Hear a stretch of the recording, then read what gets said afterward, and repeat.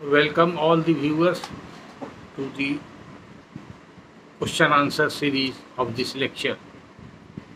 आप सभी श्रोताओं का ये प्रश्नोत्तरी कार्यक्रम में स्वागत है। विगत कुछ दिनों से आप लोगों का प्रश्न का मैंने उत्तर नहीं दिया है। आप कुछ ऐसे भी प्रश्न आए हैं जो व्हाट्सएप पर मैंने उत्तर दिया है, और आजकल ये भी देख रहे हैं कि आप लोगों से बहुत श्रोता लोग डायरेक्ट फ़ोन करके ही पूछ रहे हैं। तो ऐसा 2-3 कॉल लगभग हम रोज़ अटेंड कर रहे हैं, जिसमें कुछ लोग फ़ोन पर बात कर रहे हैं। तो हम आप लोगों से अनुरोध करते हैं कि वैसा अगर कोई ज़रूरी हो, बहुत ज़रूरी हो, शॉर्ट क्वेश्चन हो पूछना हो, तो टाइमिंग के हिसाब से समझ करके जनरली फ्री आवर में फ़ोन किया जाए तो ठीक है, बता देंगे। लेकिन लंबा लंबा लोग बात करने लगते हैं और कभी काम करते रहते हैं तो उसमें डिस्टर्बेंस होता है। तो इसलिए सबसे पहले अगर आप कोई फ़ोन करना चाहते हैं तो कोई अर्जेंट मैटर हो तो डायरेक्ट फ़ोन करके आप बात कर सकते हैं। तो पहले आप पूछ लीजिएगा फ़ोन करने के समय कि फ्री है कि नहीं, 5 मिनट 2 मिनट बात करना चाहते हैं, और हम अपना परिचय ज़रूर दीजिएगा और किस बात पर। तो कोई ऐसा शॉर्ट मैटर हो, टेक्निकल मैटर हो, जिसका आंसर आपको नहीं पता चल रहा हो और तुरंत समाधान चाहिए, तो ऐसी स्थिति में आप फ़ोन पर करके डायरेक्ट पूछ सकते हैं। अगर हम अदरवाइज़ बिजी रहेंगे तो आपको बता देंगे कि इतना बजे फ़ोन कीजिए। आप अगर हम फ़ोन नहीं उठाएंगे तो उसको अदरवाइज़ नहीं लीजिए। कुछ लोग फ़ोन कर रहे हैं और व्हाट्सअप कर रहे हैं और पूछ रहे हैं कि आपका वीडियो कई दिन से यूट्यूब पर नहीं देख रहे हैं, आपकी तबीयत ठीक है कि नहीं है। तो ये आप लोग का शुभकामना है और आप लोग का प्रेम है। आप लोग बराबर सुनते हैं और इससे लाभान्वित हो रहे हैं, ये अच्छी बात है। मैं बिल्कुल ही स्वस्थ हूँ आप लोग के दुआ से और ऊपर वाले की कृपा से, कोई चिंता की बात नहीं है। जब जब समय मिलेगा तभी हम कोई लेक्चर देंगे, या आप लोग का प्रश्न जमा होगा, इम्पोर्टेंट जमा होगा, उसी के उत्तर में लेक्चर देंगे, या कोई स्पेशल टॉपिक कभी आ जाता है आप लोग के द्वारा डिमांड या ज़रूरत है, फरमाइश है, तो उसके समाधान के लिए हम समय निकाल करके देते हैं। तो अपने व्यस्त समय में से ही समय निकालना पड़ता है और फिर भी आप लोग के प्रश्नों का समाधान कर रहे हैं। लेकिन आज हम कुछ प्रश्न को व्हाट्सएप पर लंबा लंबा कन्वर्सेशन भी हुआ है, उसको भी आज हम शामिल कर रहे हैं। हालांकि कुछ लोगों का नाम उसमें पूरा डिटेल नहीं लिखा हुआ है, हमको जो प्रिंट कॉपी निकाल के मिला है उसमें नाम नहीं पता चलता है। लेकिन हम पहले प्रश्न ऐसा ही प्रश्न पढ़ेंगे ताकि जो प्रश्न करता है वो समझ जाए कि किनका प्रश्न मैंने पढ़ा है। वो बहुत लंबा है और उसमें व्हाट्सएप पर जो चैट हुआ है वो कुछ जवाब भी हमने दिया है। तो बहुत सा का तो प्रश्न का आंसर उसमें हो गया है, जिनका आंसर नहीं हुआ है उनको मैं अभी शॉर्ट में आंसर दूंगा।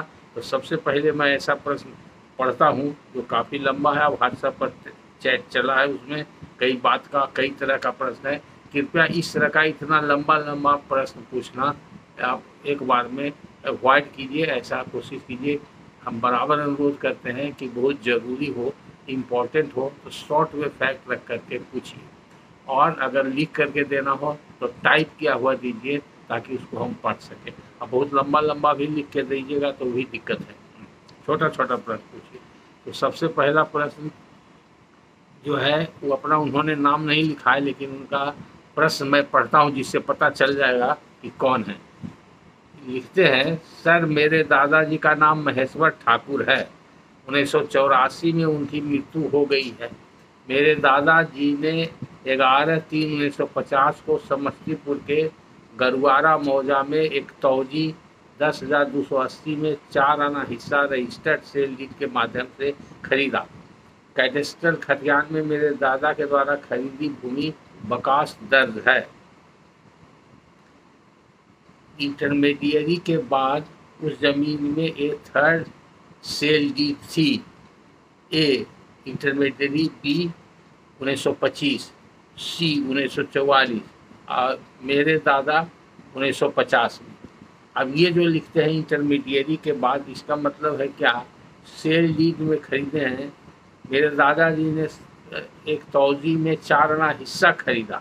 तो 4 आना हिस्सा खरीदा, इसका मतलब ये होता है कि जो मिल्कियत इंटरेस्ट होता है, जिसको प्रोप्राइटरी राइट कहते हैं, यानी कि ज़मींदारी खरीदा। और ज़मींदारी में जो 16 आना हिस्सा था उस तौजी में, उसका 4 आना ही खरीदा। और आपके दादाजी की तरह और भी लोग खरीदे, को 1925 में खरीदे, 1944 में खरीदे और 1950 में खरीदे। ये आप उस कहते हैं। उसके बाद उस ज़मीन की थर्ड सेल दी है। आप ये जो लिखते हैं ये आप कंट्राडिक्टरी लिखते हैं। जमीन का ये थर्ड सेल डीड है, जमीन का ही सेल डीड नहीं है। अगर सेल डीड का कंटेंट्स में आप पहले लिखते हैं कि 4 ना हिस्सा है, दोनों कंट्राडिक्टरी है। ऐसा हो सकता है कि तौजी यानी कि प्रोप्राइटरी राइट में जमींदारी इंटरेस्ट, प्रोप्राइटरी राइट जिसको कहते हैं हकीयत मिल्कियत खरीदा गया हो, साथ साथ उसमें जो जमीन जमींदार का अपना था, बकास, खुदकास, जिरास, गैर मजरूआ वगैरह, उसका भी जिक्र है। तो प्रोप्राइटरी राइट के साथ साथ लैंड में जो भी उस तरह का लैंड होगा वो भी लैंड उसका ट्रांसफर माना जाएगा, खरीदारी माना जाएगा। तो ये क्लियर होना होगा। और सेल डीड का जो कंटेंट्स है, जब तक उसको वर्ड बाई वर्ड नहीं पढ़ा जाएगा तो ये कहना और समझना मुश्किल है कि सिर्फ जमींदारी खरीदा गया कि ज़मीन भी खरीदा गया। अगर सिर्फ जमींदारी खरीदा गया तो उनका अधिकार सिर्फ जमींदारी में हो गया। जमींदार की हैसियत से जमींदार को जो अधिकार है, यानी कि जमींदार को अधिकार है कि रैयत से वो लगान ले और रसीद काट करके उसको दे। अगर लगान नहीं देता है तो रैयत के अगेंस्ट में मुकदमा करके उसका ज़मीन नीलाम करा ले, या अगर रैयत सरेंडर कर देता है या अबंडन कर देता है तो ज़मीन को अपने कब्जा में ले ले। और भी जो BT एक्ट के मुताबिक लैंडलॉर्ड का जो ऑब्लिगेशन है, राइट एंड ड्यूटी के अलावे, वो उसको पूरा करे। तो ज़मींदार का ये ड्यूटी है। तो जहाँ तक ये आपने जो कहानी लिखा है, इसमें कोई खास मेरे समझ से आपका प्रश्न नहीं है, और ये थोड़ा कंट्राडिक्टरी भी लग रहा है। अगर भूमि बकास उसमें लिखा हुआ है, मैं हकीयत मिल्कियत मैं खुद कास्ट वो बकास, तो जितना उस तौजी में बकास था उस सब में उसका ट्रांसफर हो जाएगा। अगर पर्टिकुलर प्लॉट का सेल डीड में लिखा हुआ है, एरिया लिखा हुआ है, तो जितना लिखा हुआ है वो अगर जनरल टर्म में होगा तो टोटल हो जाएगा। इसलिए ऐसा सवाल पूछने में परहेज कीजिए और उसका एक एक वर्ड का कंटेंट देना और समझना जरूरी है, तभी सही होगा। हम बराबर इस तरह का अनुरोध करते हैं कि कॉम्प्लेक्स क्वेश्चन मत पूछिए और एक एक वर्ड का इम्प्लीकेशन होता है, आप लोग नहीं समझते हैं, लंबा चौड़ा लिख देते हैं, लेकिन उसके इतना लिखने से भी कोई आपका प्रश्न का सही उत्तर नहीं मिलेगा। हम सिर्फ अपने अनुभव से आपको बता रहे हैं, दोनों कंडीशन हो सकता है। जमींदारी सिर्फ बिक्री किया जा सकता है, या जमींदारी के साथ साथ किसी तौजी में कोई ज़मीन है उसका भी बिक्री किया जा सकता है। उसके बाद आप लिखते हैं इस भूमि का वो चालान जिसे मैंने आपको भेजा है, उससे 9/1/1953 तथा 10/1/54 को गवर्नमेंट को पेमेंट किया हुआ है। व्हाट्सएप पर इन्होंने भेजा था एक फ़ोटो कॉपी और पूछा था ये कौन सा डॉक्यूमेंट है, तो उसका मैंने जवाब दिया था। उसके बारे में कहते हैं कि 9/1/53 और 10/1/54 को गवर्नमेंट को पेमेंट किया हुआ है। ठीक है, तो ये लैंड रेवेन्यू जो है जमींदार को पेमेंट करना पड़ता था। रैयत से जो रेंट लेता था जमींदार लोग, तो फिर उसके बाद अंग्रेज सरकार को भी देता था सर्टेन परसेंटेज, जो कि सेटलमेंट, परमानेंट सेटलमेंट का जो कानून बना, जिसको बंगाल कोड कहते हैं लॉर्ड कॉर्नवालिस के द्वारा, जिससे जमींदारी सिस्टम लागू हुआ, उसी कोड के हिसाब से हर जगह जमींदार को कितना परसेंट मिलेगा टोटल कलेक्शन में और ब्रिटिश राज को कितना जाएगा, उस सब में लिखा हुआ था और उसी हिसाब से जमींदार लोग देते थे। तो उसका पेमेंट, उसको लैंड रेवेन्यू को माल भी कहते हैं। तो माल, और उसके अलावा सेस लगता था, सेस के बारे में, तो माल और सेस वगैरह ये देने का काम जो जमींदार का था, और वो चालान के द्वारा ट्रेजरी में जमा होता था। तो वो चालान का कॉपी दिया था। अब फिर आगे लिखते हैं, अभी इस जमीन का NH 119D के निर्माण के लिए अधिग्रहण किया गया है। इस भूमि पर मेरे गांव का कोई अन्य आदमी एक रजिस्टर्ड पार्टीशन डीड, जिसमें कि मेरे दादा का भी सिग्नेचर है, के माध्यम से टाइटल का दावा कर रहा है। DLO ने DSLR को रैयतीकरण पर रिपोर्ट करने के लिए भेज दिया है। यहाँ लोकल में लॉयर लोगों को ऐसा केस कभी मिलता है, इसलिए मैंने आपका वीडियो देखकर केस खुद से ड्राफ्ट किया। अच्छी बात है, आप खुद से ड्राफ्ट किया है। अगर आप कैपेबल है, आप समझ रहे हैं, तो केस अपना ड्राफ्ट कर सकते हैं, उसमें कोई गलत बात। कानून में कहीं नहीं लिखा हुआ है कि क्लाइंट को वकील रखना जरूरी है। क्लाइंट इसलिए वकील रखता है कि क्लाइंट खुद कानून नहीं जानता है और कानून की बारीकी को नहीं जानता है। कुछ ऐसा कानून है जो किताब पढ़ के आप समझ सकते हैं, लेकिन उसकी बारीकी क्या है और उसका इंटरप्रिटेशन क्या है और उस पर केस लॉ क्या है, उसमें क्या चेंजेज आया है, ये सब समझना थोड़ा सा वकील अनुभवी है उसी के लिए संभव है, साधारण क्लाइंट के लिए, साधारण व्यक्ति के लिए संभव नहीं है। फिर भी अगर आपने किया है तो अच्छा किया है। अब आगे आपने प्रश्न 1 लिखा है, संकल्प पत्र 925 के 2014 के पारा 1 च से ये भूमि रहती है, तो इसका रहितीकरण करने का कोई मतलब नहीं है। देखिए, आपने जो लिखा है संकल्प पत्र, उस संकल्प पत्र को हमने देखा है। उस संकल्प पत्र में लिखा हुआ है, वो सरकार ने जारी किया है अपने अधीनस्थ कर्मचारियों के द्वारा काम करने के सुविधा हेतु कि किसको वो रहिती मानेगा, किसको नहीं मानेगा, कब मानेगा। तो उसके हिसाब से आपका रहिती है ही, तो उसको मान लेना चाहिए। अब रहितीकरण करने की कोई प्रक्रिया अपनाने की जरूरत नहीं है।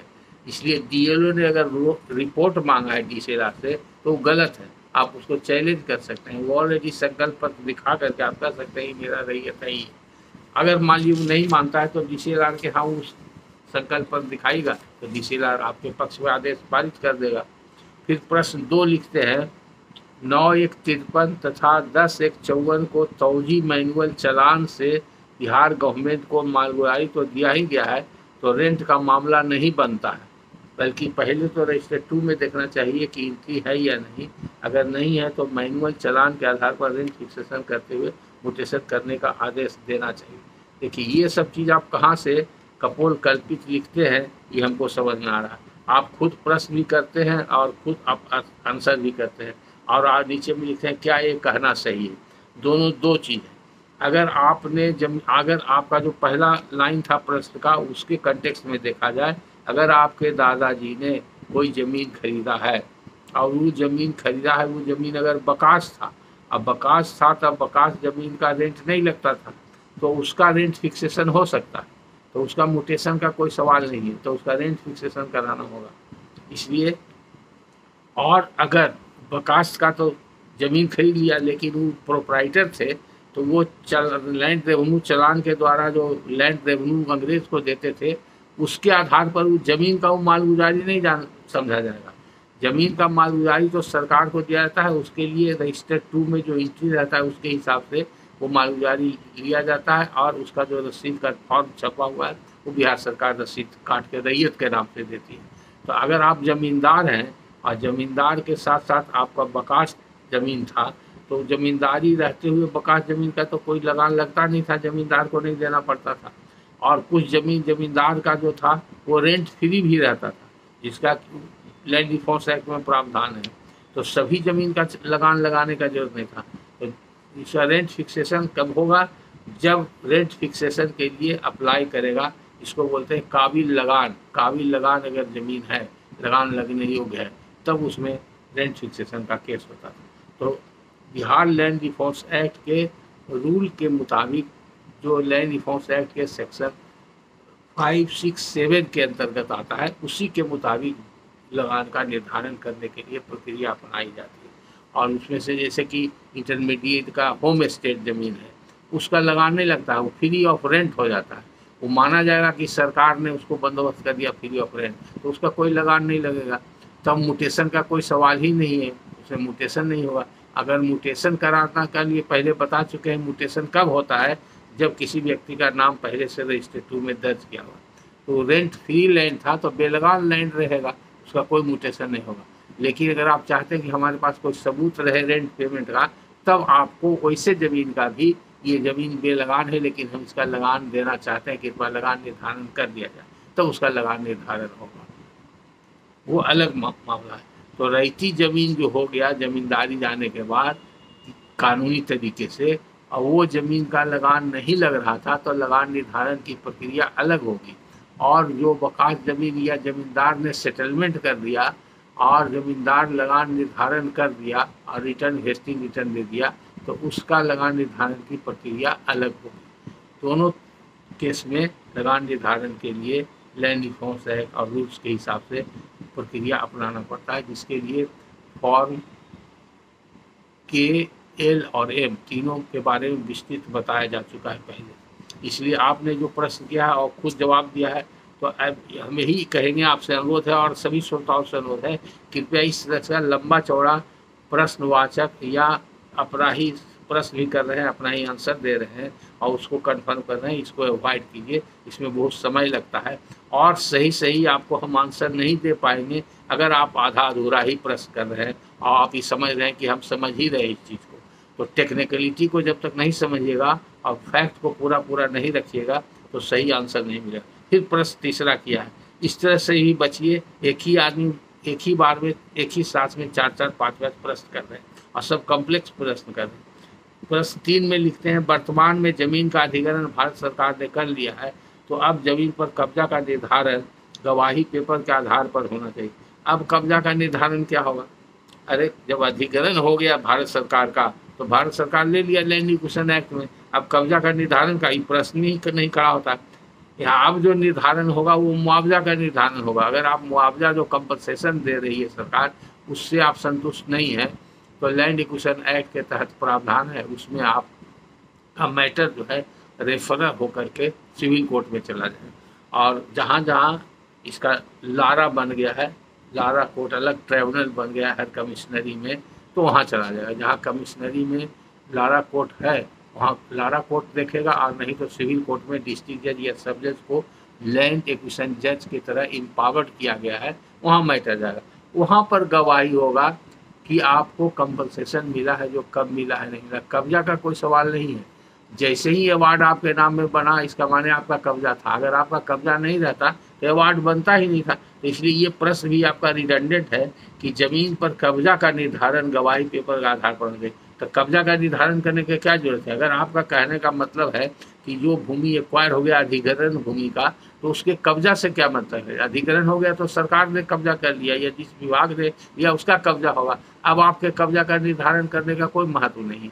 आप सिर्फ निर्धारण करा सकते हैं अपना मुआवजा कम मिला है तो हमको ज़्यादा मिलना चाहिए, उसके लिए तरीका बना हुआ है। उसके लिए आप अपना वकील रखिए, या अगर आप खुद सक्षम है तो आप वहाँ गवाही दीजिए कि अगल बगल के ज़मीन का क्या वैल्यू है। जिस दिन नोटिफिकेशन हुआ, जिस दिन लैंड एक्विजिशन का नोटिफिकेशन हुआ, उसके पहले 1 दिन 2 दिन 1 साल 6 साल पहले जितना नज़दीकी का हो, क्या अगल बगल का सिमिलर टाइप का ज़मीन का बिक्री का रेट था, वो सब डॉक्यूमेंट ला करके आप दिखाइए, ओरल एविडेंस दीजिए। उस ज़मीन में कितना फसल होता है, बिजली की सुविधा, पानी की सुविधा है नहीं है, और उसकी उपयोगिता सिर्फ खेती के लिए है या व्यावसायिक भी है या आवासीय है। ये सब बहुत सा कारण है जिसके आधार पर उसका मुआवजा बढ़ सकता है। तो इस पर गवाही होना चाहिए। आप ये जो लिखते हैं जमीन पर कब्जा का निर्धारण करने किस सेंस में आपने इस्तेमाल किया है, ये हमारे समझ से बाहर है। अगर आप इसको क्लियर करेंगे बाद में, अगर ज़रूरी है आपके लिए, हमने समझते हैं कि आपके लिए ये प्रश्न करना जरूरी है।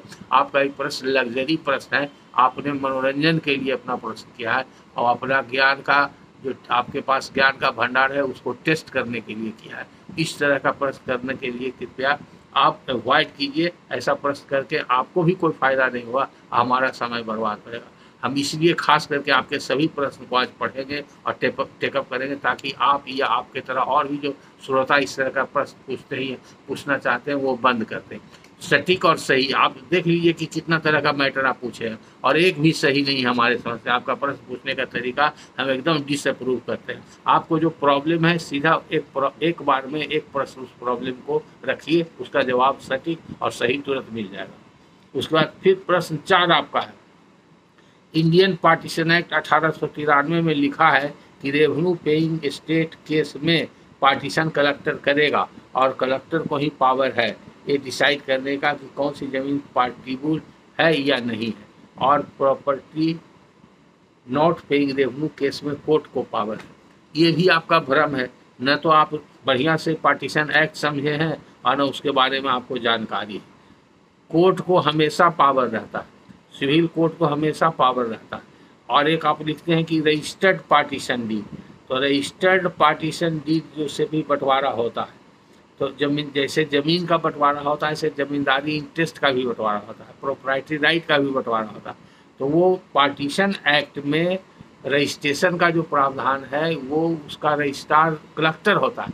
ऐसे भी रजिस्ट्रेशन एक्ट में सब डिवीज़न में सब रजिस्ट्रार होता है, और डिस्ट्रिक्ट में डिस्ट्रिक्ट सब रजिस्ट्रार होता है, लेकिन डिस्ट्रिक्ट का हेड होता है कलेक्टर, वो डिस्ट्रिक्ट रजिस्ट्रार कहलाता है इंडियन रजिस्ट्रेशन एक्ट में। तो जो ज़मींदारी के समय में अगर कोई व्यक्ति ज़मीन का खरीद बिक्री रजिस्टर्ड डॉक्यूमेंट से करता था, तो उसका निबंधन जो होता था, रजिस्ट्रेशन होता था सब डिवीज़न में सब रजिस्ट्रार के यहाँ और ज़िला में डिस्ट्रिक्ट सब रजिस्ट्रार के यहाँ। लेकिन अगर उस समय कोई ज़मींदारी का बंटवारा करता था, प्रोप्राइटरी इंटरेस्ट का बंटवारा करता था, तो वो डॉक्यूमेंट का रजिस्ट्रेशन कलेक्टर के ऑफिस में होता था। वो डायरेक्ट कलेक्टर के पास वो मैटर जाता था और उसका पार्टीशन एक्ट के हिसाब से उसी को बोलते हैं कलेक्टेरिएट पार्टीशन। और दूसरा कारण ये भी था कि सीपीसी में वही प्रावधान आज भी है जो पहले था। सेक्शन 54 एक सेक्शन है, अगर कोई बंटवारा का मुकदमा हुआ, उसमें किसी भी तरह का प्रॉपर्टी हो, चल संपत्ति, अचल संपत्ति हो या जमींदारी हो, सभी का बंटवारा करने का अधिकार सिविल कोर्ट को है। जब सिविल कोर्ट बंटवारा का डिग्री पास करेगा, यानी प्रारंभिक डिग्री, प्रीलिमिनरी डिग्री, जिसमें कि मुद्दई जितना शेयर मांगता है उसका शेयर अलग कर दिया जाए। मान लीजिए एक आदमी ने पार्टीशन सूट फाइल किया, कहा कि पूरे प्रॉपर्टी मेरा 4 हिस्सा, और उस पर कंटेस्ट हुआ और डिस्प्यूट हुआ। डिस्प्यूट को डिसाइड करने के बाद कोर्ट पाया कि हाँ प्लेंटिफ का 4 हिस्सा है, तो कोर्ट फैसला करेगा और प्रीलिमिनरी डिग्री देगा कि प्लेंटिफ ने जो दावा किया है 4 हिस्सा कि पूरे प्रॉपर्टी में, सूट प्रॉपर्टी में इनका है, प्रीलिमिनरी डिग्री 4 हिस्सा का दिया जाता है।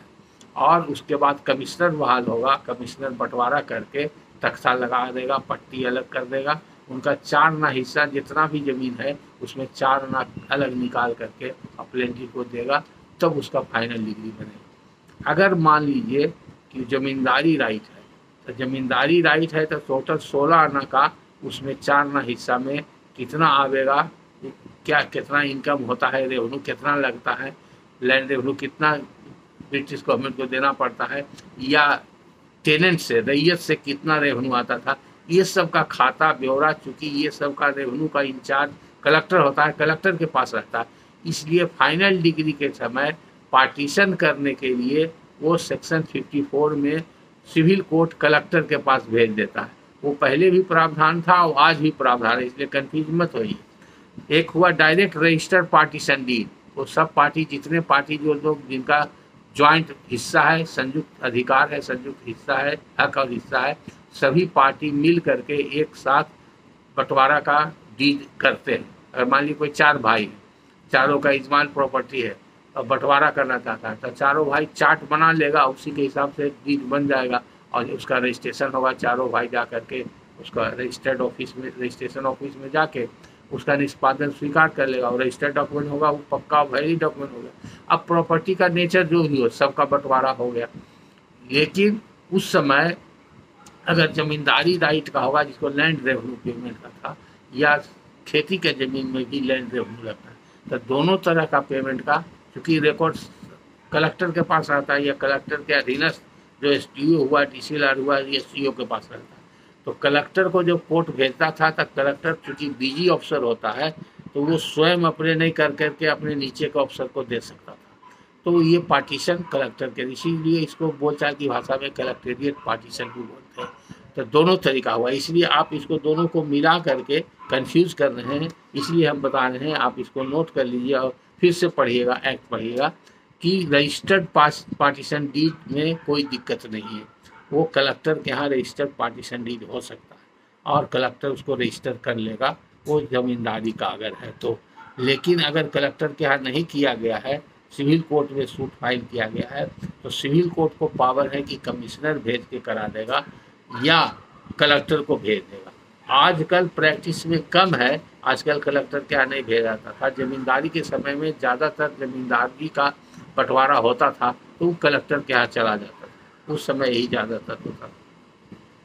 तो फिर आप खुद कहते हैं, तो सर क्या ये कहना सही है कि किसी पार्टीशन डीड के रजिस्टर हो जाने से मात्र ही वो वैलिड और लीगली टेनेबल नहीं हो जाता है, बल्कि प्रॉपर लीगल प्रोसीजर फॉलो होना चाहिए? ये सब प्रश्न आपके मन में कहाँ से उठता है? आप खुद लिखते हैं ऊपर में और फिर कन्फ्यूजन वाला सवाल पूछते हैं। एक कानून में लिखा हुआ है कि कौन सा डॉक्यूमेंट रजिस्टर होना चाहिए, उसके लिए इंडियन रजिस्ट्रेशन एक्ट है। इंडियन रजिस्ट्रेशन एक्ट कहता है कि कोई अचल संपत्ति का अगर कोई ऐसा दस्तावेज बन रहा है जिसका कीमत 100 रुपये या 100 रुपये से ज़्यादा हो, और उस दस्तावेज के जरिए उसमें राइट, टाइटल, इंटरेस्ट क्रिएट किया जाता हो या ख़त्म किया हो, तो उसका निबंधन जरूरी है, यानी कि कंपलसरी रजिस्ट्रेबल है। अगर आप उसका रजिस्ट्रेशन नहीं कराइएगा तो डॉक्यूमेंट इनवैलिड हो जाएगा। जैसे सपोज करिए कि आप एक कट्ठा ज़मीन खरीदे 1000 रुपया में, आप उसका रजिस्ट्री नहीं कराए, सेल डीड अनरजिस्टर्ड है, तो आपको टाइटल नहीं मिलेगा। और उस सेल डीड से आपको इस्तेमाल नहीं कर सकते हैं और अपना दावा हकीयत और कब्जा कर नहीं कर सकते हैं, और कोर्ट में उस सेल डीड दिखाएगा तो वो एडमिसिबल नहीं हुआ। तो सेक्शन 17 रजिस्ट्रेशन एक्ट में लिखा हुआ है कि कौन कौन सा डॉक्यूमेंट का रजिस्ट्रेशन कंपलसरी है, और उसमें पार्ट 2 में सब क्लाउज 2 में लिखा हुआ है कि इसका ऑप्शनल है। तो जिसका ऑप्शनल है उसका रजिस्ट्री कराना जरूरी नहीं है, जो कंपलसरी है उसका जरूरी है। अगर कंपलसरी है, जो जरूरी है, और नहीं कराएंगे तो उसका इफेक्ट आपको सेक्शन 49 रजिस्ट्रेशन एक्ट में मिलेगा कि डॉक्यूमेंट इनएडमिसिबल होगा, राइट टाइटल इंटरेस्ट न क्रिएट होगा न एक्सटिंग्विश होगा। तो फिर आपका पैसा भी खर्च हो गया, आपको कोई फायदा नहीं। तो ऐसा इसीलिए लोग रजिस्टर्ड है। दूसरा है क्या, रजिस्टर्ड डॉक्यूमेंट होने से वो सदा सर्वदा के लिए वो डॉक्यूमेंट प्रिजर्व रहता है, और जब कभी जरूरत हुआ तो उसको आप सर्टिफाइड कॉपी लेके देख सकते हैं, और उस डॉक्यूमेंट को कहीं भी आप एविडेंस में दे सकते हैं, प्रोड्यूस कर सकते हैं। फिर जब आपको बेचने की बारी आएगी तो उसी डॉक्यूमेंट को आप दिखा सकते हैं कि देखिए इसी डॉक्यूमेंट से हमने खरीदा, हमारा वैलिड टाइटल है। अगर म्यूटेशन कराना होगा तो उस समय भी रजिस्टर्ड डॉक्यूमेंट दीजिएगा, तो म्यूटेशन आपको आसानी होगा। अनरजिस्टर्ड डॉक्यूमेंट होगा तो म्यूटेशन भी नहीं होगा। इस सब वजह से लोग रजिस्ट्रेशन कराते हैं, क्योंकि कानून में लिखा हुआ है। तो आपका ये जो प्रश्न ही नहीं होता, अगर पार्टीशन डीड प्रॉपरली रजिस्टर हो गया, चाहे वो सब रजिस्ट्रार के यहाँ हो, डिस्ट्रिक्ट सब रजिस्ट्रार के यहाँ हो, या कलेक्टर के ऑफिस में कहीं भी हो, एज ए डिस्ट्रिक्ट रजिस्ट्रार उस पर दस्खत, एज ए कलेक्टर का एज ए ऑफिस वो ही रहता है, दस्खत जिस ऑफिस का जो मान लीजिए सब डिविजनल ऑफिस में जो सब रजिस्ट्रार होता है तो उसका हेड हुआ, तो हेड ऑफ दी ऑफिस हुआ, तो वहाँ का सबसे बड़ा ऑफिसर वही हुआ सब रजिस्ट्रेशन का, तो उसका दस्खत होगा, तब रजिस्टर पर चढ़ेगा, उसका दस्खत हुआ तब माना जाएगा it has been duly registered. अगर district court district sub registrar के हैं तो वहाँ पर जो सीनियर डिस्ट्रिक्ट सब रजिस्ट्रार होता है उसका दस्खत होगा। उसी तरह से उसी कोर्ट में उसी रजिस्ट्रेशन ऑफिस में डॉक्यूमेंट रजिस्टर होगा, लेकिन उस पर दस्खत अगर कलेक्टर का हो जाता है एज ए डिस्ट्रिक्ट रजिस्ट्रार तो माना जाएगा this document has been registered before district registrar, यानी कि कलेक्टर, जो कि पार्टीशन एक्ट का रिक्वायरमेंट कहता है। तो इसीलिए ये कहना जो आप लिखते हैं कि पार्टीशन डीड के रजिस्टर हो जाने के मात्र ही वो वैलिड और लीगली टेनेबल नहीं हो जाता है, बल्कि प्रॉपर लीगल प्रोसीजर फॉलो हो जाए। और क्या कोई प्रोसीजर होगा, अगर कोई पार्टीशन डीड रजिस्टर्ड हो गया तो वो वैलिड हो गया, उसके बाद कोई प्रोसीजर नहीं फॉलो करने का। रजिस्ट्रेशन डॉक्यूमेंट के लिए एक प्रॉपर एक्सक्यूशन होना चाहिए डॉक्यूमेंट का, और डॉक्यूमेंट प्रॉपरली स्टैम्प होना चाहिए, स्टैम्प ड्यूटी जितना लगता है, और जैसे प्रेजेंट करते हैं तो उसका रजिस्ट्रेशन फीस लगता है। तो जब आप स्टैम्प ड्यूटी दे दिया, रजिस्ट्रेशन फीस दे दिया, और प्रॉपरली एक्सक्यूटेड है डॉक्यूमेंट, लिखा हुआ है, निष्पादन किया हुआ है, सही दस्तखत बना हुआ है, और जो व्यक्ति डॉक्यूमेंट लिख रहा है वो व्यक्ति रजिस्ट्रार के सामने जाके एक्सक्यूशन को एडमिट करता है, स्वीकार करता है निष्पादन को, तो रजिस्ट्रार उस पर अपना सर्टिफिकेट देता है कि अमुक व्यक्ति ने मेरे समक्ष ये डॉक्यूमेंट के निष्पादन को स्वीकार किया है, तब वो डॉक्यूमेंट एडमिट हो जाता है। जब एडमिट हो जाता है तब उस डॉक्यूमेंट का कंटेंट्स रजिस्टर पर चढ़ जाता है, और रजिस्टर पर चढ़ जाता है, पहले जब मैनुअल होता था तो यही तरीका था, तब रजिस्टर पर चढ़ जाना ही कहलाता है रजिस्टर्ड। इसको हिंदी में पंजीकृत बोलते हैं, और कोई दूसरा नहीं। पूरे डॉक्यूमेंट का कंटेंट्स किसी रजिस्टर पर, हर रजिस्टर का वहाँ रूल बना हुआ है, रजिस्ट्रेशन रूल्स में बना हुआ है, मैनुअल में लिखा हुआ है कि कौन सा document book 4, book 1, book 2, book 3, इस तरह से अलग अलग बुक के फॉर्म में रजिस्टर होता है। उसी पर उस डॉक्यूमेंट का कैटेगरी के हिसाब से वो सारा कंटेंट्स उसमें चढ़ जाएगा। यानी कि एक वर्ड बाई वर्ड जो सेल डीड आपने लिखा है, वो सेल डीड का एक एक वर्ड जाके वो रजिस्टर पर चढ़ जाएगा, और उसका वहाँ पर डीड नंबर पड़ेगा, सीरियल नंबर पड़ेगा, डीड नंबर पड़ेगा, और साल और डेट सब पड़ेगा। तो वो तब कहलाएगा रजिस्टर्ड डॉक्यूमेंट, तब रजिस्ट्रेशन की प्रक्रिया पूरी होती है। तो और कोई इसमें कोई प्रोसीजर नहीं है, इसमें कोर्ट प्रोसीडिंग की तरह कुछ नहीं करना है। वो रजिस्ट्रेशन एक्ट और रूल्स में ही प्रावधान है रजिस्ट्रेशन का। फर्स्ट स्टेज हुआ रजिस्ट्रेशन का किसी डॉक्यूमेंट का कि वो डॉक्यूमेंट कोई व्यक्ति लिखेगा, तो अपने नहीं लिखना जानता है डॉक्यूमेंट, इसलिए डीड राइटर से लिखवाता है, जिसको कि कातिब या स्क्राइब कहते हैं, ड्राफ्ट्समैन या डीड राइटर भी कह सकते हैं, हिंदी में प्रारूपकर्ता भी उसको बोलते हैं। तो वो व्यक्ति जानकार है, अनुभवी है। अब आजकल तो लाइसेंस भी रहता है, पहले लाइसेंस नहीं रहता था। तो लाइसेंस व्यक्ति है, वो ऑथराइज है, वो लिखेगा डॉक्यूमेंट, उसको जानकारी है, सही से लिखेगा। आपका कागज पत्तर जो भी है उसको दीजिए, देख करके किसको बेच रहे हैं, कितना में बेच रहे हैं, कौन में बेच रहे हैं, चौहद्दी क्या है, सारा क्या जरूरत है आपको, सारा चीज़ रिक्वायरमेंट जो लॉ के अंतर्गत है डीड लिखने का, वो सब वो लिख देगा। लिखने के बाद आपको पढ़ के सुना समझा देगा, तब आपसे दस्तखत कराएगा, आपका टिप्पा लेगा, अंगूठे का छाप लेगा। उसके बाद वहाँ पर रजिस्ट्रार के ऑफिस में प्रेजेंट करेगा। वहाँ पर देखेगा कि इस पर स्टैम्प प्रॉपर है कि नहीं, रजिस्ट्रेशन फीस कितना लगेगा। तो स्टैम्प अगर प्रॉपर है तो स्टैम्प ओके हो जाएगा। रजिस्ट्रेशन फीस आपको जमा करना पड़ेगा, वहाँ पर जमा कर दीजिए। तब वो रजिस्ट्रार के सामने जाएगा, रजिस्ट्रार साहब के सामने जाके एकरार बोलते हैं उसको, एडमिशन ऑफ एक्सक्यूजन। जो व्यक्ति लिखता है, सही दस्तखत करता है यानी कि निष्पादन करता है, वो जाके एडमिट करेगा, स्वीकार करेगा निष्पादन। तब रजिस्ट्रार उस पर लिखेगा अपना इंडोर्समेंट, दस्तखत बनाएगा और लिख करके दस्तखत बनाएगा। उसमें पूरा लिखेगा कि अमुक व्यक्ति ने मेरे सामने इस दस्तावेज का निष्पादन स्वीकार किया, जिनकी पहचान अमुक व्यक्ति ने किया है, और उसको हम निबंधन के लिए स्वीकृत करते हैं। तो दस्तखत कर देगा तो ऑफिस में चला जाएगा। तो ऑफिस में चला जाएगा तो रजिस्टर पर चढ़ेगा, वहाँ नंबर वगैरह पड़ेगा, उसका कंटेंट्स पूरा उस पर उतार दिया जाएगा रजिस्टर पर। तब जाकर के ओरिजिनल डॉक्यूमेंट फिर वापस मिलेगा, जो खरीदार है उसको मिल जाएगा डॉक्यूमेंट। तो ये प्रक्रिया पहले थी। आजकल क्या है, आजकल कंप्यूटराइज होता है, तो आजकल 2-3 कॉपी में फाइल होता है, और वो जो मेन कॉपी ही है, डुप्लीकेट कॉपी, एक कॉपी वहाँ प्रिजर्व हो जाता है, एक कॉपी वापस मिल जाता है। और उस सीडी के फॉर्म में भी, वो कंप्यूटर में भी सॉफ्ट कॉपी भी रहता है, तो सिस्टम में भी रहता है और हार्ड कॉपी भी रहता है। तो अब कॉपी हाथ से नहीं किया जाता है, और उसी पर मुहर पड़ जाता है, और उसका नंबर वगैरह, रजिस्टर का नंबर वगैरह सब पड़ जाता है, सीडी नंबर पड़ जाता है। तो इसलिए ये कहना कि प्रॉपर लीगल प्रोसीजर क्या होगा, तो यही प्रॉपर लीगल प्रोसीजर है। कोर्ट के प्रोसीडिंग तरह और कुछ इसमें नहीं होता है, कोई भी डॉक्यूमेंट के रजिस्ट्रेशन में। उसके बाद फिर आप लिखते हैं, मेरे केस में पार्टीशन डीड तो रजिस्टर्ड है, परंतु पार्टीशन से रिलेटेड ना ही कलेक्टर का कोई ऑर्डर है, ना ही कोर्ट का ऑर्डर है, तो उस पार्टीशन डीड को नल एंड वॉइड समझना चाहिए। क्या ये कहना सही है? नहीं, ये कहना बिल्कुल गलत है। पार्टीशन डीड में कोई ऑर्डर की आवश्यकता नहीं है। पार्टीशन डीड में देखिए, उसमें लिखा हुआ होगा रजिस्ट्रार, डिस्ट्रिक्ट रजिस्ट्रार या डिस्ट्रिक्ट सब रजिस्ट्रार किसी का दस्तखत किया होगा, इंडोर्समेंट पहला पेज के पीठ पर लिखा हुआ रहेगा कि so and so has appeared before me and admitted the exclusion of this deed who has been identified by so and so। अगर कोई रुपया पैसा का पेमेंट होता है सेल डीड में, तो वो भी लिखता है कि such and such amount has been paid by such and such person to such and such person before me, वो भी लिखेगा। अगर वैसा पेमेंट नहीं उसके सामने हुआ है, सपोज कीजिए कि पहले ही पेमेंट कर दिया है, तो जब दस्तखत करता है, तो मान लीजिए कि आपने 1 लाख रुपया ज़मीन बेचा, तो जो आदमी खरीदा हुआ आपको 1 लाख रुपया दे दिया सही दस्तखत के समय, किसी भी समय आप ले सकते हैं।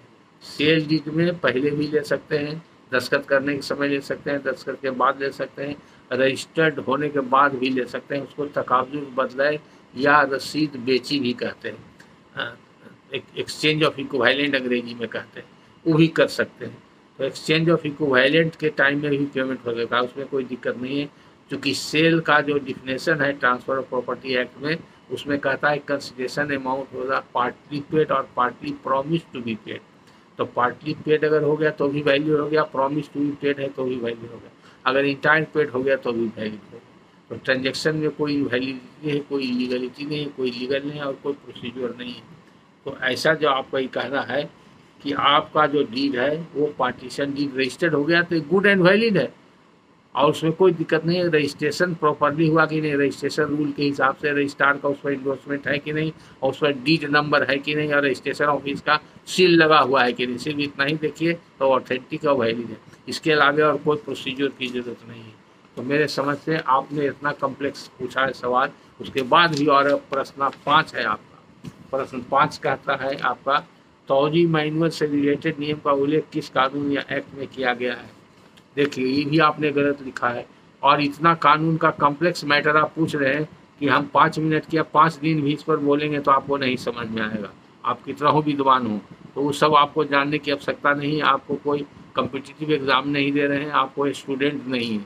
अगर आप लॉ स्टूडेंट रहते, कम्पिटिटिव एग्ज़ाम देते और उसका कोई सब्जेक्ट मैटर रहता, तो हम आपको विशेष रूप से उस वक्त समय दे करके बता सकते हैं। इसलिए ये आपका मेरे हिसाब से सवाल आपका ये रिडंडेंट है, बेकार है। तौजी मैनुअल करके कोई चीज़ नहीं है, और तौजी मैनुअल से रिलेटेड नियम कोई चीज़ नहीं है। और किस कानून या एक्ट में किया गया है, जब कोई चीज़ें नहीं तो किस कानून में किया जाएगा। जो भी रजिस्ट्रेशन से संबंधित मामला है वो सब मामला है आपका रजिस्ट्रेशन एक्ट और रजिस्टर रूल में। जहाँ तक तौजी का सवाल है, जैसे कि सर्वे रिकॉर्ड में होता है खाता नंबर, तो खाता नंबर रैयत का होता है, उसी तरह से तौजी नंबर जो होता है वो जमींदार का होता है। इसका एंट्री होता है रजिस्टर डी में और खेबट में। तो किस जमींदार का कौन सा खाता है, यानी कि उसका अलग आइडेंटिफिकेशन के लिए तौजी नंबर अलाउ किया जाता है। हर विलेज में एक जमींदार का एक ही तौजी हो सकता है, या अगर वो एक से ज़्यादा जमींदार है तो उसका ज्वाइंट तौजी होता है, शामिलात तौजी होते हैं। वो जमींदार के जमींदारी राइट से संबंधित उसको बनाया गया है, और उसके लिए अलग रेवेन्यू का डिपार्टमेंट जो है उसके हिसाब से वो तौजी का अलग रिकॉर्ड रखता है और रेवेन्यू कलेक्शन में उसको इस्तेमाल करता है। इसलिए ये सब आपको जानने की आप सबको जरूरत है। आज के तारीख में इसका कोई महत्व नहीं है। अगर किसी केस में ये क्वेश्चन खड़ा हो, जो कि आज तक हमने देखा नहीं, 55 साल हो गया हमको वकालत किए हुए, आप जो ये पूछ रहे हैं तौजी मैनुअल से रिलेटेड कोई सवाल आज तक हमने किसी केस में नहीं देखा है, न किसी केस लॉ में हाई कोर्ट सुप्रीम कोर्ट का पढ़ा है, और हम नहीं समझते हैं कि इस पर आप रिसर्च कीजिए तो कुछ मिलेगा। मुझे बहुत खुशी होगी कि अगर आप तौजी मैनुअल रिसर्च करके बता दीजिए कि किसका लिखा हुआ है तौजी मैनुअल और कहाँ पर वो किताब है और उसका रिलेटेड रूल क्या है। अगर आप बता दिए तो हमको बहुत खुशी होगी। उसके बाद फिर आप लिखते हैं सर लोकल लॉयर को इस तरह के केस की जानकारी नहीं। लोकल लॉयर को तौजी मैनुअल से रिलेटेड नियम जो आप पूछ रहे हैं वो तो हमको भी जानकारी नहीं है, तो आप लोकल लॉयर का क्या दोष देते हैं। और लोकल लॉयर को जब जानकारी नहीं है तो आपको उससे जानकारी ज़्यादा नहीं है तो आप समझते ही हैं, नहीं हो सकती है किसी एक खास विषय में हो सकता है, लेकिन जनरल लॉ में तो नहीं हो सकता। आप लिखते हैं सर लोकल लॉयर को इस तरह के केस की जानकारी नहीं है, इसलिए आपसे इतना प्रश्न पूछना पड़ा, इसके लिए माफ़ी चाहूँगा। देखिए माफ़ी का सवाल नहीं है, आपने प्रश्न पूछा और व्हाट्सएप पर भी मैंने कुछ आपको जवाब दिया था, और आज भी आपका प्रश्न को हम काफ़ी शिद्दत से पढ़ करके आपको जवाब दे रहे हैं, और साथ साथ ये भी आपको सूचित कर रहे हैं कि आइंदे से इस तरह का कॉम्प्लेक्स क्वेश्चन फ्रेम कर करके पूछने के लिए आप लोग परहेज कीजिएगा। और जो सही में आपके पास प्रॉब्लम है जिससे कि आपको जानकारी के अभाव में कुछ परेशानी हो सकती है, दिक्कत हो सकती है, और उसका समाधान नहीं मिल रहा है, या लोकल लॉयर से आपके सेटिस्फैक्शन नहीं हुआ है, तब हम बराबर कहते हैं कि अगर अपना प्रॉब्लम आप है लेके जाइए वकील साहब के पास, और वो वकील साहब जवाब नहीं दे पाते हैं तो आप वकील साहब से हमसे बात करा दीजिए, ताकि वकील साहब हमको पढ़ करके आपका सारा पेपर आधा घंटा 1 घंटा जो भी आप डिस्कस करके वो 2 मिनट 1 मिनट में हमको प्रश्न समझा दें, डायरेक्टली हम समझ जाएंगे और डायरेक्टली उनको समझा दें, तो आपका सॉल्यूशन ही ज़्यादा आसान है। अगर इस तरह से आप कम्प्लेक्स मैटर आप दीजिएगा तो मेरे लिए भी दिक्कत होगा, हो सकता है आगे लेक्चर में जवाब आपको समय पर नहीं मिले या एकदम नहीं मिले। अब फिर आप लिखें सर मैंने अपने वकील साहब को भी आपका वीडियो दिखा तो बहुत प्रभावित हुए। ये अच्छी बात है, दिखा दिए तो अच्छी बात है, लेकिन हम जो कह रहे हैं उस पर आप अमल नहीं कर रहे हैं वीडियो दिखाने से, बल्कि जितना ज़्यादा हो आप वकीलों को बताइए।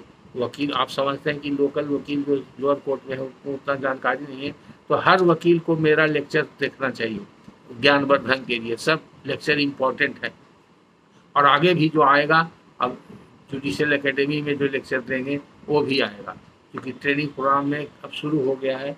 कल से हो सकता है मेरा कल लेक्चर जुडिशियल एकेडमी में होगा, 3 लेक्चर है, परसों भी है 5 लेक्चर है, तो कल परसों चलेगा, तो समय मिलेगा तो अगर वो लेक्चर अपलोड हो गया तो फिर वो आप लोग देखिएगा। लेकिन वीडियो आप दिखाते हैं, जितने लोगों को दिखाते हैं उनको कहिए कि सब्सक्राइब कर ले और अपने लोगों को शेयर करवाइए, तो ज़्यादा अच्छा है, ज़्यादा से ज़्यादा लोग लाभ उठा सकें। लेकिन ये बात जो हम आपको बता रहे हैं और सभी श्रोता लोग सुन रहे हैं, इसका ध्यान रखिएगा प्रश्न पूछने में कि बहुत कॉम्प्लेक्स प्रश्न बना करके इमेजिनरी और ढूंढ ढांड करके रिसर्च करके उल्टा सीधा लिख करके कोई प्रश्न नहीं पूछिए। जो प्रॉब्लम हो उसको सीधा सीधी प्रश्न के रूप में रखिए और उसका समाधान सीधा सीधी पूछिए। धन्यवाद। उसके बाद एक महोदय ने और भी प्रश्न किया है, इनका नाम नहीं है, तो इनका प्रश्न बहुत छोटा है। उनका कहना है हरा पेड़ स्वयं का काटना भी अपराध है क्या, अगर है तो किस अधिनियम के किस धारा अनुसार। दूसरे व्यक्ति का हरा पेड़ काटना किस अधिनियम के किस धारा के अनुसार अपराध है। देखिए, दो प्रश्न है यहाँ पर। हरा पेड़ के संबंधित कई कानून है। हरा पेड़ काटने के लिए वो फॉरेस्ट एक्ट है और इन्वायरमेंट प्रोटेक्शन एक्ट है और विलेज पंचायत फॉरेस्ट एक्ट है। तो वो सब एक्ट के तहत जो है, आप रैयती ज़मीन में भी अगर हरा भरा पेड़ है तो आपको काटने के लिए परमिशन लेना पड़ता है डिपार्टमेंट से। अगर आप परमिशन नहीं लेंगे तो उसमें प्रावधान है पेनल प्रोविजन, इसलिए उसको अपराध की शाखा माना गया। दूसरा है कि दूसरे का पेड़ कैसे आप काटिएगा, दूसरे का पेड़ काटने पर आपको चोरी का केस लग जाएगा, चोरी का केस लग जाएगा, इसलिए वो अपराध है। और अगर वो उसका भी हरा पेड़ है तो फॉरेस्ट एक्ट के अंदर भी लगेगा, और दूसरा मिसचीफ का आईपीसी के धारा भी लगेगा, पेनल कोड के अंदर भी धारा लगेगा। अगर पेड़ काट करके वहाँ से उठा के ले जाते हैं तो चोरी का लगेगा, अगर पेड़ काट करके छोड़ देते हैं, पेड़ बर्बाद हो जाएगा, सूख जाएगा, तो मिसचीफ का लगेगा कि तो आपका ये दोनों अपराध है। इसलिए अपना पेड़ भी काटने के पहले आप संबंधित पदाधिकारी से पता कर लीजिए। वहाँ पर फॉरेस्ट भी, हर जिला में डिस्ट्रिक्ट फॉरेस्ट ऑफिसर का ऑफिस होता है, वहाँ जाके पता कर लीजिए, वहाँ बता देगा। और अगर आपको ज़रूरी है पेड़ काटना तो कारण आपका सही रहेगा तो आप सूचित करके पेड़ काट लीजिएगा या अनुमति देकर के काट लीजिएगा, तो कोई दिक्कत नहीं। उसके बाद फिर एक प्रश्न है, इन्होंने भी अपना कोई नाम नहीं लिखा है। ये लिखते हैं, प्लीज़ बताइए सर, इम्पार्शियल जुडिशियल इंक्वायरी यह क्या होता है, किसी मामले में किस स्टेज में यह कराया जाता है, यह कराने की जरूरत पड़ी तो इसकी प्रक्रिया क्या होगी, कृपया बताइए सर। इस प्रक्रिया का प्रावधान क्या सीआरपीसी में है। देखिए, ये सब प्रश्न भी जो है, ये सब एक्सट्रेनियस प्रश्न है जो आपके मतलब का चीज़ नहीं है, आपको कोई ज़रूरत नहीं। आप किस कंटेक्स्ट में किस लिए पूछना चाहते हैं। अगर आप कोई कम्पिटिटिव एग्ज़ाम दे रहे हैं, उसमें ही प्रश्न आया है और आप स्टूडेंट हैं, तो वो अलग बात है, आप पूछ सकते हैं। आम आदमी के लिए इससे क्या मतलब है। इम्पार्शियल और पार्शियल, ये तो अंग्रेजी का शब्द है, इसका माने आप समझ सकते हैं तो डिक्शनरी में देख सकते हैं। जिसमें पार्शियल का माने हुआ पक्षपात किया हुआ, इम्पार्शियल हुआ जिसमें कोई पक्षपात नहीं हो, माने निष्पक्ष जिसको कहते हैं। तो निष्पक्ष जुडिशियल इंक्वायरी, जुडिशियल इंक्वायरी का मतलब है जुडिशियल ऑफिसर के द्वारा जो इंक्वायरी किया जाता है उसको जुडिशियल इंक्वायरी बोलते हैं। तब जुडिशियल इंक्वायरी का प्रावधान कहाँ है, तो सीआरपीसी में प्रावधान है। वो कब, जब कोई कंप्लेंट फाइल होता है तब 202 में इंक्वायरी होता है, उसको बोलते हैं जुडिशियल इंक्वायरी। तो इंक्वायरी और इन्वेस्टिगेशन सीआरपीसी का देन है। सीआरपीसी में जो मजिस्ट्रेट के द्वारा इंक्वायरी किया जाता है उसको इंक्वायरी बोलते हैं और जुडिशियल इंक्वायरी कहते हैं, और पुलिस के द्वारा जो इंक्वायरी किया जाता है उसको इन्वेस्टिगेशन बोलते हैं। यही फ़र्क है। किसी अपराध के संबंधित जो अनुसंधान होता है उसको इन्वेस्टिगेशन कहा जाता है, और उसी अपराध के संबंधित अगर कोई इंक्वायरी किया जाता है मजिस्ट्रेट के द्वारा तो इंक्वायरी कहा जाता है। और इंक्वायरी कब होता है, जब ट्रायल शुरू होने के पहले। अब बाद में जब ट्रायल होता है तो ट्रायल अलग हो गया। इंक्वायरी में अगर केस पाया गया प्राइमा फेसी ट्रू, जैसे समझाने के लिए आप समझ लीजिए कि अगर आपने एक कंप्लेंट फाइल किया किसी व्यक्ति के खिलाफ, जैसे मान लिया आपको किसी ने मारा, आपने कहा कि अमुक व्यक्ति ने हमको मारा है, तो आप कंप्लेंट लिखित दीजिएगा मजिस्ट्रेट साहब के सामने। तो आप मजिस्ट्रेट साहब के सामने 3 ऑप्शन है। पहला ऑप्शन है, जैसे आप लिखित दीजिएगा, लिखित कंप्लेंट पढ़ के आपका शपथ पर वो बयान लेंगे, जिसको बोला जाता है स्टेटमेंट ऑन सोलेम अफर्मेशन। और शपथ पर वही बात आप बोलिएगा जो कंप्लेंट में लिखे हैं। उससे मजिस्ट्रेट साहब अगर संतुष्ट हो गए तो वो संज्ञान ले लेंगे, यानी कि कॉग्निजेंस ले लेंगे। उनको अधिकार दिया हुआ है सेक्शन 190 सीआरपीसी में कॉग्निजेंस लेने का। तो जो व्यक्ति मारा है उसके अगेंस्ट में जो मारा, जो सुसंगत धारा होगा, अगर आपका साधारण चोट है तो 323, अगर आपका कोई हथियार से मारा है तो 324, या आपका ग्रीवियस हर्ट हो गया है तो 325, या हथियार से ग्रीवियस हर्ट हो गया है तो 326। जिस तरह का चोट है नेचर ऑफ इंजरी के हिसाब से देखते हुए उस धारा के अंतर्गत वो संज्ञान लेंगे, यानी कि कॉग्निजेंस लेंगे, और उस व्यक्ति को जिस पर कि अभियोग है, एक्यूज्ड है, जिसको आपने एक्यूज बना है, उसको सम्मन जाएगा कि आप आइए कोर्ट में आइए। तो वो जब आएगा तो उस कॉग्निजेंस हो गया, तब उसका ट्रायल होगा। तो उसके आगे की प्रक्रिया जो गवाही वगैरह होगी वो ट्रायल के स्टेज का है। लेकिन अगर आप कंप्लेंट जैसी फाइल किए आपके बयान से मजिस्ट्रेट साहब संतुष्ट नहीं हुए कि प्राइमा फेसी केस नहीं समझ रहा है, तो वो ऑर्डर पास करेंगे 202 में कि हम इसमें इंक्वायरी करेंगे, आप गवाह लाइए इसके प्रमाण में, कोई आई विटनेस है तो उस इंक्वायरी को जुडिशियल इंक्वायरी बोलते हैं। किस बात का जुडिशियल इंक्वायरी? तो जो अभियोग आपने लगाया है, जो इल्ज़ाम आपने लगाया है एक्यूज के ऊपर, अभियुक्त के ऊपर मारपीट करने का, वो सही है कि नहीं, इस बात की वो जांच करेंगे, उसकी सत्यता की जांच और परख करेंगे। तो आप अपने प्रमाण में 1, 2, 3 गवाह जितना भी है या कोई कागजी प्रमाण है इंजीनियरिंग वगैरह का, वो दिखाइएगा। तो वो सब इंक्वायरी करने के बाद मजिस्ट्रेट साहब सेटिस्फाइड हो जाएंगे, तब फिर वो लिखेंगे यहाँ प्राइमा फेसी केस मेकआउट होता है, हम संतुष्ट हैं, तब वो फिर सम्मन जारी करेंगे। तो ये जुडिशियल इंक्वायरी है। अगर तीसरा स्टेज है कि आपका गवाही लेने के बाद, सोलेम अफर्मेशन के बाद वो समझ गए कि कोई केस मेकआउट नहीं होता है, बोगस कंप्लेंट है, तो डिसमिस कर सकते हैं 203 में। तो एक जुडिशियल इंक्वायरी इस कंटेक्स्ट में आता है, और एक जुडिशियल इंक्वायरी आता है कि कहीं घटना दुर्घटना हो गई तो उसका निष्पक्ष जांच की मांग होता है। जनरली आप पॉलिटिकल सिनेरियो में देखते हैं, आमतौर पर कहीं घटना, जैसे रेल की घटना हो गई, दुर्घटना हो गई, कोई पब्लिक प्लेस में ब्लास्ट हो गया, या कहीं कोई मकान गिर गया, कोई आग लग गया, और उसमें पॉलिटिकल पार्टी लोग डिमांड करता है, जनता की तरफ से डिमांड होती है, जुलूस निकलता है, प्रोटेस्ट होता है, तो उसको शांत करने के लिए, सच्चाई को पता लगाने के लिए पुलिस तो अपना इन्वेस्टिगेशन करती है, तो उसका पावर लिमिटेड है। अगर कोई अपराध हुआ है तो अपराध के दृष्टिकोण से, अगर कोई अपराध नहीं है तो उसमें पुलिस को कोई अधिकार नहीं है। तो पुलिस रिपोर्ट दे सकती है सरकार को, पुलिस से जो मांगा जाएगा, तो पुलिस के द्वारा किया गया वो इंक्वायरी कहलाएगा। अगर अपराध है तो अपराध में इंक्वायरी होगा तो इन्वेस्टिगेशन कहलाएगा। लेकिन ऐसे अगर कोई घटना दुर्घटना हो गई है तो वो घटना दुर्घटना जो हुई है उस पर पुलिस जो इंक्वायरी करेगी वो जुडिशियल इंक्वायरी नहीं कहलाएगा। अगर वही इंक्वायरी किसी जुडिशियल मजिस्ट्रेट को या किसी हाईकोर्ट जज को या डिस्ट्रिक्ट जज को या सब जज को सरकार या जो सक्षम पदाधिकारी है उसके द्वारा दिया जाए, और उसको ये ड्यूटी दिया जाए कि इस मामले का जुडिशियल इंक्वायरी करके आप रिपोर्ट दीजिए, तो वो जो इंक्वायरी करेगा वो जुडिशियल इंक्वायरी, और उसमें पार्शियल इम्पार्शियल का सवाल नहीं है, वो हमेशा निष्पक्ष ही होता है, जो भी होता है निष्पक्ष ही होता है, निष्पक्ष होना चाहिए। अगर कहीं पर पक्षपात हुआ तो उसके लिए प्रावधान है, तो उसके लिए अलग एक एक्ट है, उसके लिए एक अलग एक्ट बना हुआ है। उस एक्ट में वो जुडिशियल इंक्वायरी एक्ट है, उसके तहत होता है जुडिशियल इंक्वायरी का, और उसमें CRPC का प्रोसीजर लागू नहीं होता है। उसमें जो इंक्वायरी का चीफ होता है, हाँ, वो इंक्वायरी का अलग प्रावधान है, उसमें इंक्वायरी का प्रोसीजर दिया हुआ है। उस जैसे कि आपको होगा हवाला कांड हुआ था लाल कृष्ण आडवाणी के, तो उसमें भी जुडिशियल इंक्वायरी का ऑर्डर दिया गया था, और वही जुडिशियल इंक्वायरी के आधार पर जब उनका रिपोर्ट आ गया, उनका निष्पक्ष इंक्वायरी का रिपोर्ट आ गया, तो वो बरी हो गए हवाला कांड से।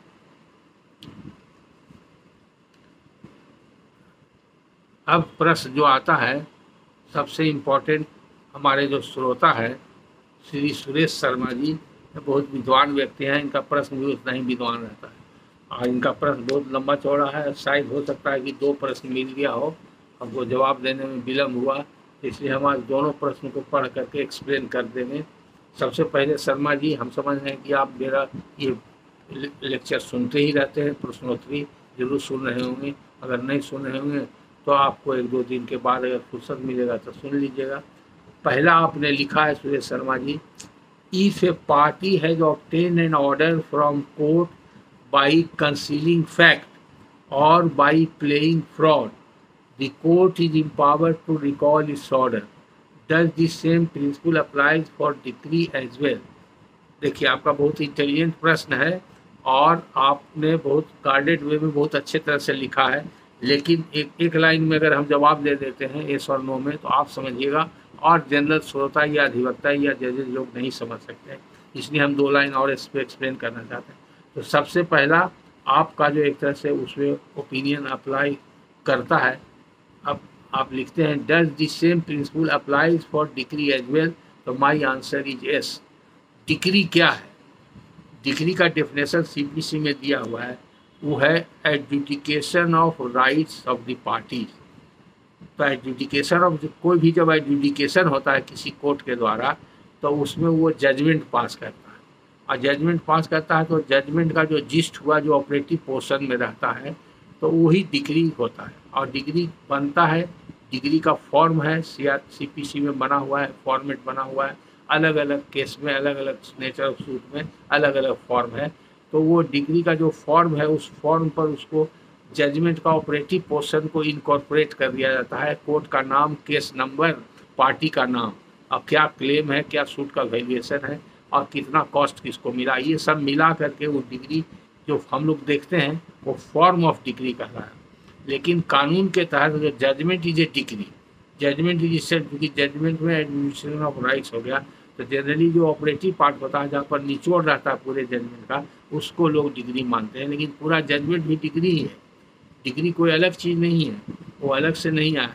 तो जहाँ पर एडजुडिकेशन ऑफ राइट्स हो गया और जो भी इशू रहा, चाहे 4-5 इशू है, एक इशू का भी डिसाइड होगा, फाइनल होना चाहिए एडजुडिकेशन, कोई इंट्रीम ऑर्डर नहीं, फाइनल एडजुडिकेशन ऑफ राइट्स हो गया तो वो डिग्री हो गया। अब क्वेश्चन पर आते हैं, तो अब क्वेश्चन पर आता है तो जजमेंट की एक प्रक्रिया और डिग्री की प्रक्रिया कोई अलग अलग नहीं है, क्योंकि जजमेंट डिग्री एक दूसरे का पार्ट एंड पार्सल ही, सप्लीमेंट्री एंड कम्प्लीमेंट्री कर सकते हैं। अगर डिग्री को अलग से आप देखेंगे और जजमेंट को हटा देंगे तो डिग्री का कोई कीमत नहीं। वो degree is based on the judgment, ये आप कह सकते हैं, या degree is part of judgment, ये भी आप कह सकते हैं, या degree supplementary part of judgment, या degree is only manifestation of judgment, ये भी कर सकते हैं समझने के लिए। तो जजमेंट में जो जो चीज़ दिया गया है उसका निचोड़ जो है ऑपरेटिव पोर्शन ऑफ जजमेंट में रहता है, जो जजमेंट राइटिंग का तरीका है, जो प्रोसीजर है उसके हिसाब से कई इशूज होते हैं और इशू का डिसीजन होता है, तो बॉडी ऑफ द जजमेंट में इशू वाइज सब डील किया जाता है, निगेटिव अफर्मेटिव जो भी हुआ, लेकिन लास्ट में कंक्लूजन क्या कोर्ट का फाइनल हुआ, जितने इशू है उस पर सब पर लिखा।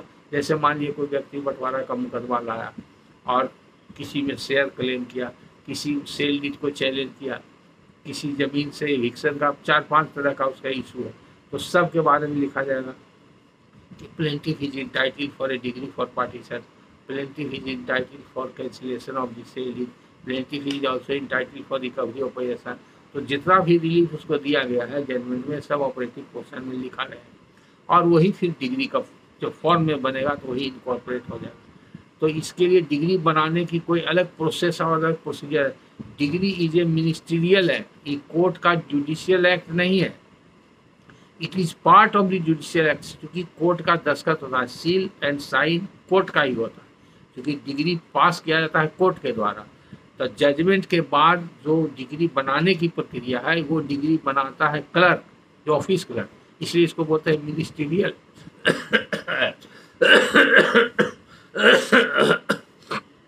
या क्लरिकल एक्ट है। जब डिग्री का फॉर्मेट में बन गया तब जज के पास जाता है प्रिजाइडिंग अफसर, तब जज का दस्तखत होता है, उस पर सील पड़ता है। तो इसलिए बोलते हैं डिग्री का डेट अलग होता है और डिग्री का साइनिंग, सील्ड एंड साइनिंग का डेट अलग होता है, डिग्री बनने का डेट अलग होता है और डिग्री पास होने का डेट अलग होता है। इसमें भी लोग कंफ्यूज करते हैं, बहुत बार बड़ा इंपॉर्टेंट है, इसलिए यहीं पर हम जवाब दे देते हैं। Date of judgment is the date of decree. की कन्फ्यूजन को दूर करने के लिए CPC में प्रावधान बनाया गया ऑर्डर 20 रूल 7 में, और ऑर्डर 20 रूल 6 में लिखा गया कि डिग्री में क्या क्या रहेगा, क्लैरिटी के लिए रूल बना दिया गया। तो मान लिए कि जजमेंट कोर्ट ने दिया 5 जनवरी 2024 को जजमेंट कोर्ट ने दिया, और 15 दिन के बाद 20 जनवरी को डिग्री बना, और 21 जनवरी को उस पर दस्तखत हुआ जज साहब को और सील पड़ा 21 जनवरी। तब पूछा जाएगा डेट ऑफ डिग्री अगर कहा जाएगा तो डेट ऑफ डिग्री कौन सा होगा। एक डेट हो गया 5 जनवरी, एक डेट हुआ 20 जनवरी, एक डेट हुआ 21 जनवरी, 3 डेट है। इसमें जजेज लोग और वकील लोग कंफ्यूज कर जाते हैं। ऑर्डर 20 रूल 6 और 7 का कंसेप्ट नहीं रहने के कारण कंफ्यूजन होता है। इसलिए जो पढ़ चुके हैं, एक बार समझ चुके हैं, उनको कोई दिक्कत नहीं है। तो डेट ऑफ जजमेंट जो है यानी कि 5 जनवरी है, तो जब भी हम उसको रेफर करेंगे डिग्री डेटेड 5 जनवरी 2024, हालांकि डिग्री में 5 जनवरी नहीं लिखा हुआ है, कहाँ पर लिखा रहता है, बॉडी में लिखा रहता है। लास्ट में फॉर्मेट जो बना हो उसमें लिखा हुआ रहता है ये suit is coming on for hearing on, उसके अंदर में 5 जनवरी लिखा रहेगा। जो डेट ऑफ जजमेंट रहेगा उसी दिन वो फाइनल डिस्पोजल हुआ, तो अंदर में वो डेट अंदर में रहता है बॉडी ऑफ डिग्री में। लेकिन लास्ट में जहाँ पर दस्तखत होता है वहाँ पर दूसरा डेट रहता है जो डिग्री बनाने वाला किरानी का रहता है या सीलदार वगैरह जो भी दस्तखत करता है उसका रहता है। और बाद में जज साहब का सील रहता है, उसके नीचे दस्तखत रहता है और दस्तखत के नीचे सील रहता है और उसके नीचे सिग्नेचर रहता है या बगल में रहता है जहाँ भी हो। तो 3 डेट हो गया, लेकिन date of judgment is the date of decree कहा जाएगा। अब चूंकि दोनों का प्रोसेस एक है तो सेम प्रिंसिपल आप ही जान रहे हैं, बहुतों लोग नहीं जानते हैं कि fraud vitiates even every solemn thing. Fraud goes to the very root of the matter. और जजमेंट और degree not only trial court, appellate court, high court, supreme court तक, अगर सुप्रीम कोर्ट तक का जजमेंट हो गया और ये पता चले that judgment is obtained by fraud तो सब रिकॉल हो जाएगा। एक सिर्फ इंफॉर्मेशन देने की जरूरत है, जिस कोर्ट के द्वारा जजमेंट डिग्री पास किया गया है उसके सामने अगर ये मैटर आ जाएगा कि फ्रॉड प्रैक्टिस करके ये डिग्री जजमेंट ऑब्टेन किया गया है तो वो कोर्ट ही उसको रिकॉल कर देगा। अगर वहाँ पर नहीं मौका मिलता है तो कोई कोलेट्रल प्रोसीडिंग होता है, तो उस कोलेट्रल प्रोसीडिंग में भी ई कोर्ट होल्ड कर सकता है कि this degree is void on account of fraudulent being fraudulent और obtained by practising fraud upon the court.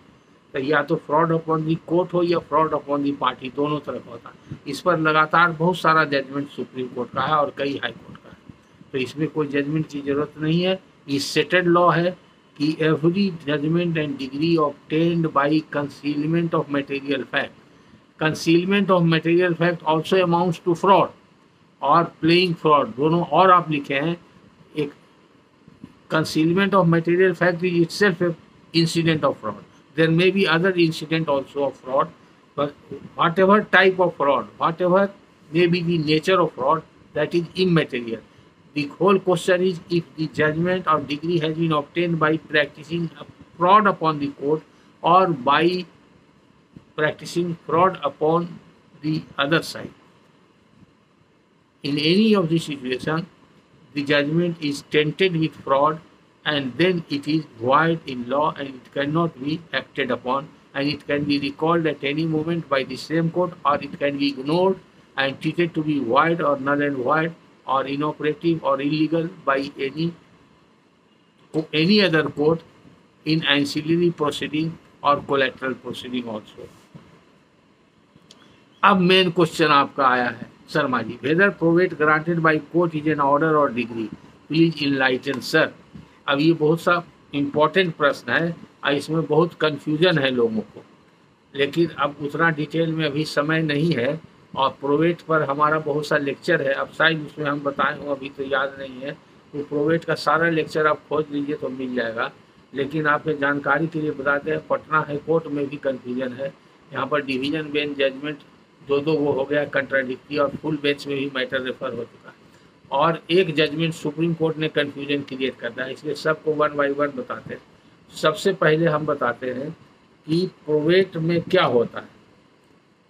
Weather probate granted by court is an order और डिग्री, तो प्लेन एंड सिंपल होता है probate grant करने का order होता है, उसमें डिग्री बनाने का कोई प्रावधान नहीं है। इंडियन सक्सेशन एक्ट में कहीं प्रावधान नहीं है कि प्रोवेट के ऑर्डर होने के बाद डिग्री बनेगी, और कहीं भी सेक्शन में नहीं लिखा हुआ है कि जो ऑर्डर होगा it shall be deemed to be a decree, कहीं नहीं लिखा हुआ, इसलिए वो डिग्री नहीं है हमारे हिसाब से। दूसरा जो सिविल कोर्ट रूल्स बना है उस रूल्स में भी कहीं नहीं लिखा हुआ है कि प्रोवेट ग्रांट होने के बाद डिग्री बनेगी उसका।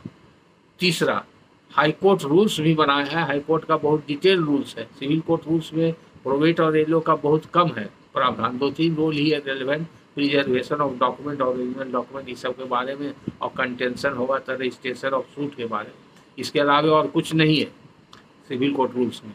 तो हाई कोर्ट रूल्स में है, तो हाई कोर्ट रूल्स में भी कहीं नहीं कि ऑर्डर होने के बाद डिग्री बनेगा और it shall be deemed to be a degree.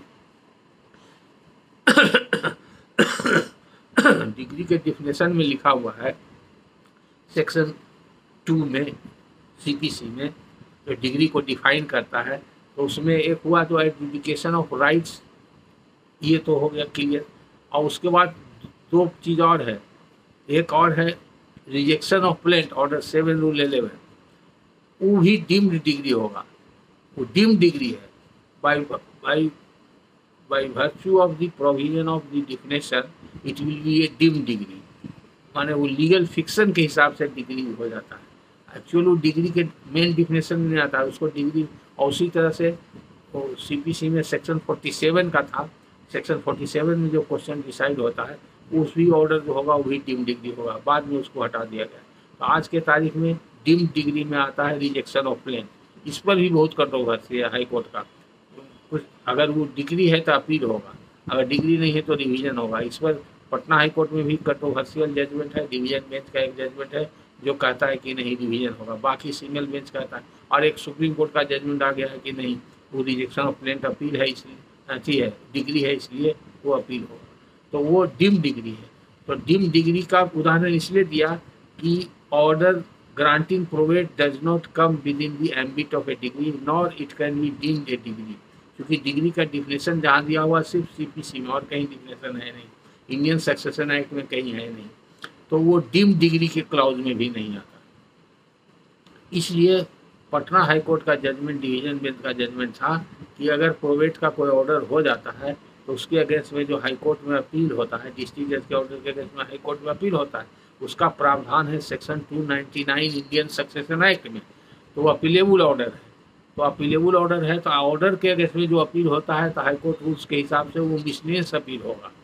Order 43 CPC उसमें अप्लाई करेगा, वो मिसलेनियस अपील होगा। तो मिसलेनियस अपील होगा, लेकिन अगर डिग्री है तो उसका फर्स्ट अपील होगा। तो इसी पर कंट्रोवर्सी हुआ, कुछ दिन तक यहाँ फर्स्ट अपील होते रहा, बाद में हो गया कि नहीं ये हो जाएगा मिसलेनियस अपील हो जाएगा।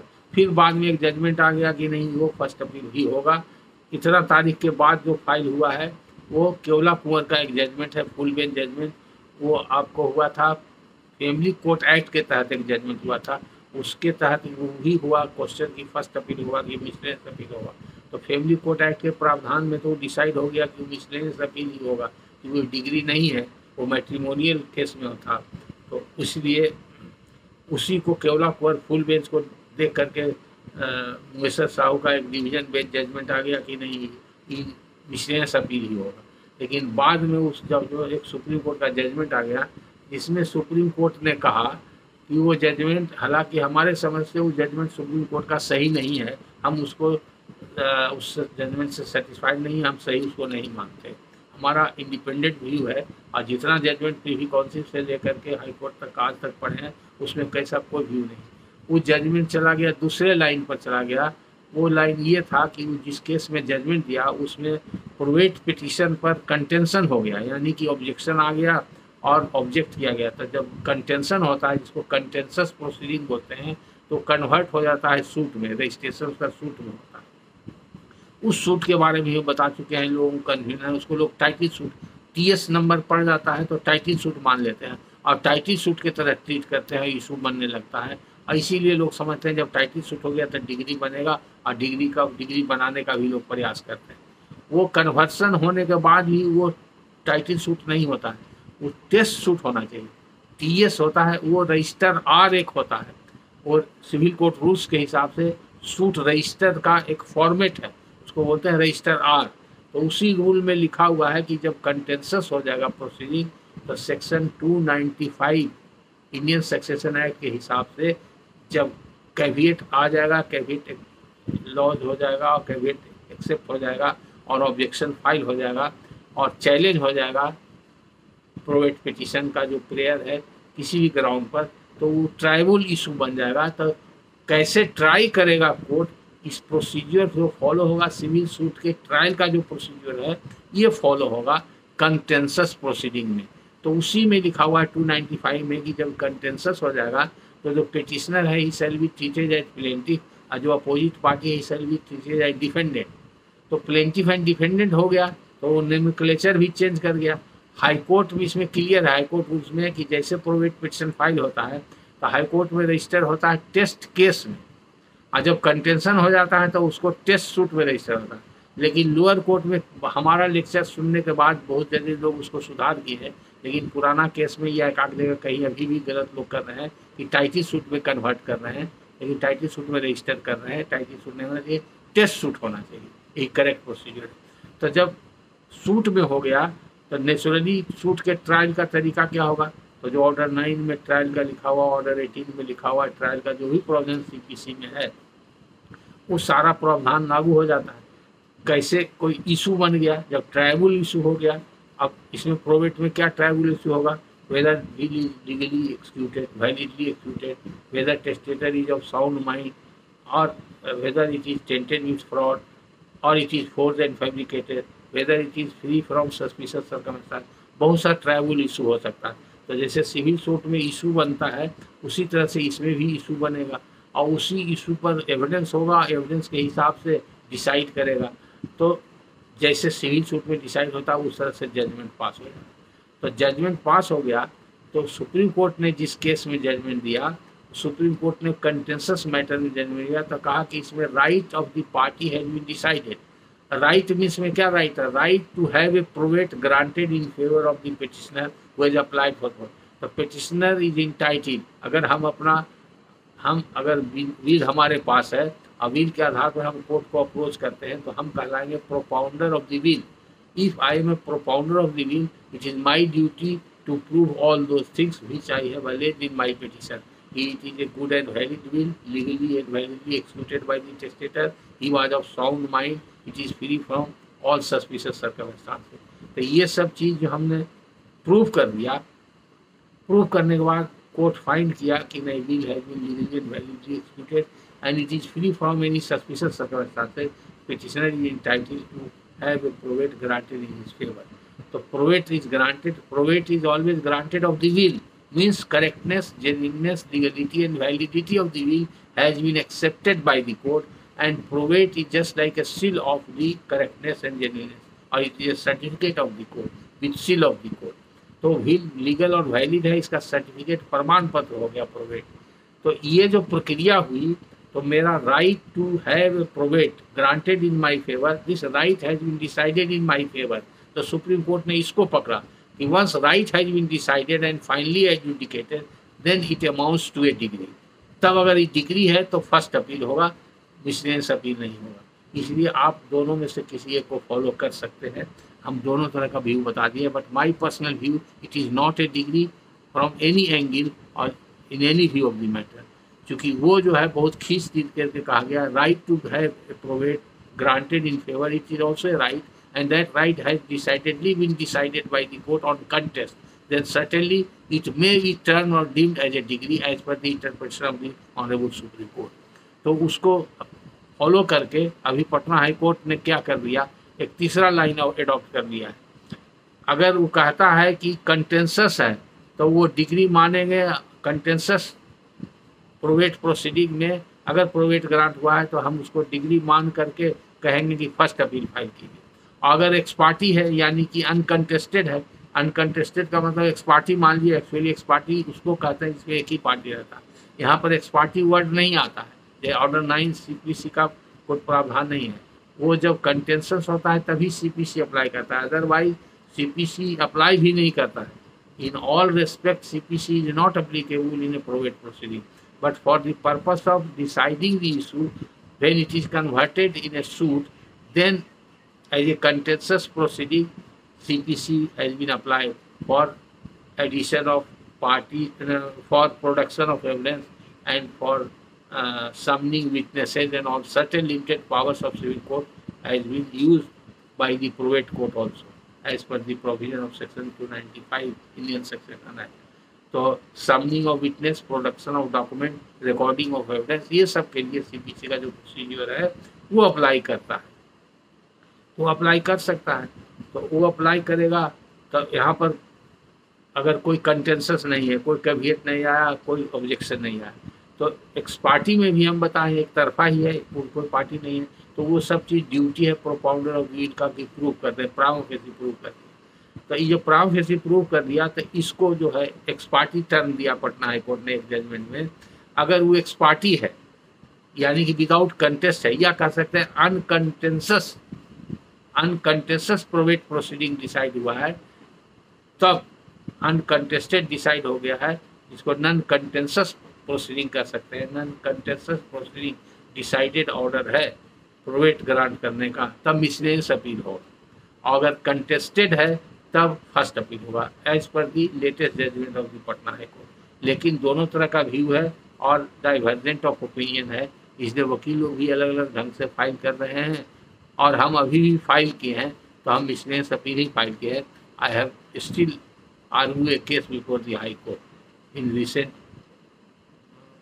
days after opening of the High Court, my case may be heard, क्योंकि छुट्टी होने के पहले ही वो फाइल हुआ था, कुछ दिन पहले फाइल हुआ था, तो इसमें स्टैम्प रिपोर्ट हो गया कि फर्स्ट अपील होगा कि सेकेंड अपील होगा। तो I have challenge the stamp report, तो उस वक्त सुनने के लिए रखा गया। हमने कोर्ट को कह दिया मेरे व्यू में ये फर्स्ट अपील नहीं होगा, ये सेकेंड मिसलेनियस अपील ही होगा। तो कोर्ट ने कहा कि ठीक है आप सारा जजमेंट लाइए, हम देखेंगे। तो हो सकता है देखते हैं कि मेरे केस में क्या होता है। तो जहाँ तक आपका प्रश्न है शर्मा जी, तो एक लाइन में बेहतर probate granted by court is an order और degree. My simple answer is it is an order, but it may be a degree as per judgment of the Supreme Court if it is passed in a contentious proceeding. So, taking line of least assistance, you may also proceed on this assumption that uncontested degree is an order and contested judgment is a decree. I think nothing more is required, it is sufficient. And if you will have any doubt or you would like to have certain reference of the case law, then in next lecture I will give you the case laws also. I am giving the principle which I have read in a different case law. This is the settled law and there is no contrary judgment to it, whatever I have just stated before you at this juncture. उसके बाद फिर प्रश्न है शर्मा जी का ही है। Sir, I am given to understand that application for weight must unfailingly contain the name of person who could have succeeded to the estate of testator if had died intestate. Is it so? Then court should dismiss the application not containing above particulars. देखिए, हम हिंदी में बोल देते हैं, बहुत लोगों को दिक्कत भी होता है अंग्रेजी में। शर्मा जी का कहना है, जैसा कि उनका समझ है कि प्रोवेट जो होता है उसमें जो विल लिखता है, यानी कि टेस्टेटर कहते हैं उसको, टेस्टेटर के जो वारिस होंगे उन लोग का नाम देना चाहिए प्रोवेट पिटीशन में। अगर विल नहीं लिखते हैं और टेस्टेटर बिना विल लिखे हुए, जो टेस्टेटर है बिना विल लिखे हुए मर जाते, तो क्या होता? तो उनका जो वारिस होता, उत्तराधिकारी होता, उसको संपत्ति में कानून के हिसाब से हिस्सा मिल जाता। तो इसीलिए अगर विल लिख दिया, विल में उत्तराधिकारी को नहीं दे करके किसी दूसरे तीसरे किसी को भी दे सकते हैं, या उत्तराधिकारी में से किसी को कम बेच दे सकते हैं, या किसी को दे सकते हैं, किसी को छोड़ सकते हैं। ये तो उनका अधिकार है जो इच्छा पत्र लिखते हैं, यानी कि विल लिखते हैं, वसीयतनामा लिखते हैं। तो प्रश्न ये उठता है कि अगर किसी ऐसे उत्तराधिकारी का नाम उसमें दिया हुआ है कि नहीं, और इनका कहने का क्वेश्चन डायरेक्ट है, I am given to understand that application for probate must unfailingly contain the name of persons who could have succeeded. Plural word use किया है, लेकिन आपने ऑल पर्सन्स नहीं लिखा है, पता नहीं किस मंशा से, लेकिन आपके कहने से मतलब हम यही समझते हैं पर्सन्स लिखा है, तो जितने भी वारिस हैं सबका नाम होना चाहिए। तो the state of testator if he had died intestate, तो जितने भी वारिस हैं वो सब वारिस का नाम देना जरूरी है। अब इसका जवाब हम देते हैं, है भी और नहीं भी है, इसको समझने की आवश्यकता है। अगर इंडियन सक्सेशन एक्ट का 276 पढ़िएगा सेक्शन, जिसमें कि प्रोवेट और एले दोनों होता है विल के आधार पर, और 278 है जिसमें सिर्फ एले होता है बिना विल के। तो दोनों के कंटेंट्स में, सेक्शन में जो पैरामीटर्स दिया हुआ है कि क्या क्या पिटीशन में रहेगा, एक तरह से वो गाइडलाइन है, वो पिटीशन का कंटेंट्स में क्या क्या होना जरूरी है, और वो अगर नहीं है तो पिटीशन डिफेक्टिव है तो डिसमिस हो सकता है। तो जहाँ तक 276 का सवाल है, प्रोवेट का 276 अगर अप्लाई करता है, कब करता है तो हम कई लेक्चर में बता चुके हैं। प्रोवेट ही मान लीजिए या एलए मान लीजिए, विल के आधार पर हमको 276 अगर अप्लाई करना है तो 276 में कहीं नहीं लिखा हुआ है कि नियर रिलेटिव का नाम दिया गया है। वहाँ पर ये वर्ड नहीं आया है कि वो उत्तराधिकारी होना चाहिए, वहाँ पर वर्ड आया है नियर रिलेटिव। तो नियर रिलेटिव को माने लोग लगाते हैं कि सबसे नज़दीकी जो संबंधी होगा वो उत्तराधिकारी ही होगा, तो उत्तराधिकारी से भी बड़ा टर्म हो जाता है। तो जो नियर रिलेटिव है उत्तराधिकारी जरूर होगा, ऐसा भी लोग समझते हैं। लेकिन लेजिस्लेचर ने जो लिखा वर्ड नियर रिलेटिव लिखा है, तो नियर रिलेटिव में अगर उत्तराधिकारी नहीं है तो उसके बाद वाला होगा। अब उत्तराधिकारी का कंसेप्ट जो हिंदू सक्सेशन एक्ट आया हिंदुओं में, तो क्लास 1 ईयर, क्लास 2 ईयर, अगर वो भी नहीं है तो एग्नेट कोगनेट सब आ जाते हैं। तो उसी स्थिति में नियर रिलेटिव में सब आ जाएंगे। तो ये जरूरी है 276 का अगर पिटीशन मेरा है तो उसमें नियर रिलेटिव का नाम लिखना पिटीशन के बॉडी में जरूरी नहीं है। अगर हम नहीं लिखते हैं तो इस ग्राउंड पर मेरा पिटीशन खारिज नहीं होगा, एक गिरा मान लीजिए। अब सवाल रहा 278 में अगर पिटीशन है तो उसमें लिखा हुआ है कि नियर रिलेटिव का नाम पिटीशन में रहना चाहिए, बॉडी में रहना चाहिए, तो वहाँ पर जरूरी है। अगर वहाँ पर नहीं दिया हुआ है तो वो खारिज हो सकता है, डिफेक्टिव पिटीशन हो सकता है। तो ये दोनों का फर्क है। अब आगे इसका क्या कंसिक्वेंसेज हो ये भी समझ लीजिए, और क्यों ऐसा आप सोचते हैं या कहीं पढ़े होंगे, देखे होंगे, कोई जजमेंट में देखे होंगे। तो उसकी वजह क्या है कि अगर मान लीजिए 276 का पिटीशन हमने दिया, उसमें किसी नियर रिलेटिव या उसके सक्सेसर या एयर्स का नाम नहीं दिया, टेस्टेटर के वारसान का नाम नहीं दिया पिटीशन में, तब उसमें साइटेशन जो जाता है 284 में डिस्ट्रिक्ट जज को पावर है साइटेशन, यानी कि इसमें नोटिस और सम्मन नहीं बोलते हैं, साइटेशन बोलते हैं। सूचना जिसको कहते हैं, सूचना आता है दो तरह का, एक आम सूचना रहता है आम आदमी को कि किसी को भी इसलिए ऑब्जेक्शन करना हो ताकि ऑब्जेक्शन करे प्रोवेट के लिए, उसको जनरल साइटेशन बोलते हैं। और अगर उसके वारिस का नाम और पता मालूम है तब उसको जाता है जो बाई नेम जाता है। तो अगर बॉडी में नाम लिखा हुआ रहेगा तो बाई नेम सबको जाएगा, उसको स्पेशल दबा लिए 4 वारिस है, चारों वारिस का नाम दिया था, चारों को जाएगा जो साइटेशन, तो अलग अलग रजिस्टर्ड पोस्ट से जाएगा, उसको स्पेशल साइटेशन बोलते हैं। अब दोनों स्थिति बताते हैं। अगर मान लीजिए कि एयर्स का नाम नहीं दिया हुआ है पिटीशन में तो जनरल साइटेशन चला गया, और जनरल साइटेशन के बाद हो सकता है ऐसी स्थिति बने कि जो उसका वारिस है वो चला दे, हवा करके अपोज कर दे कि हमारा नाम नहीं दिया गया था, और कैविएट दे, कैविएट अलाउ हो जाए। अगर उस समय ये पता चलता है कि एक वारिस आया और उसको लेकिन 4 वारिस था, और 4 वारिस में से 3 वारिस पर कोई नोटिस नहीं गया, और एक वारिस जो है जनरल साइटेशन के आधार पर चलाया या सुओ मोटो चलाया, तो बाद में ये पता चलेगा कि अगर साइटेशन नहीं जिसको गया उस वारिस को ये अधिकार है कि रिवोकेशन फाइल कर सकता है। प्रोवेट तो ग्रांट हो जाएगा, उस समय डिसमिस नहीं होगा, लेकिन जिसको नहीं साइटेशन गया है, the heirs of the deceased testator whose name were not cited in the petition or special citations were not issued to those, they are entitled to get the probate revoked by filing a revocation petition on this ground that they should have been or ought to have been cited, which they have not been cited. They have not been given any opportunity by issuance of a special citation to them. Therefore, the probate may be revoked. तो ये risk है, ये risk नहीं लेना लोग चाहता है, इसलिए इससे बचने के लिए हम लोग राय देते हैं कि 276 के पिटीशन में भी नियर रिलेटिव का नाम दे दीजिए। तो नियर रिलेटिव में अगर उसके अपने वारिस हैं जिनको कि हक हिस्सा पहुंचेगा उनके मरने के बाद, अगर 2, 3, 4, 5 हैं तो सभी का नाम दे दीजिए। उसके अलावे और नियर रिलेटिव देने का जरूरत, जहाँ पर एकदम वारिस क्लास 1 ईयर नहीं है तो क्लास 2 ईयर का दीजिए, क्लास 2 ईयर भी नहीं है तो एग्नेट कोगनेट का है तो नियर रिलेटिव में दे सकते हैं, तब तो उनको स्पेशल साइटेशन जाएगा। तो आपका शर्मा जी जो कहना है इसमें आप फिर से हम प्रश्न आपका पढ़ देते हैं। I am given to understand that application for probate must unfailingly contain the name of person who could have succeeded to the estate of testator if had died intestate। ये हम कुछ हद तक आपसे एग्री करते हैं, कहना जरूरी है, it is not technically correct in accordance with law, but practically it should be, इसलिए कि बाद में इसका लीगल कंसिक्वेंसेस होगा, इसलिए रिस्क लेने से अच्छा है। और चूँकि हम क्लाइंट के इंटरेस्ट में काम करते हैं, इसलिए क्लाइंट के इंटरेस्ट में हम लोग नाम दे देते हैं, ताकि ये मौका नहीं मिले, सारा मेहनत बेकार हो जाएगा, एक ही ग्राउंड पर रिवोक हो जाएगा, तो फिर से प्रोसीडिंग दोबारा चालू होगा।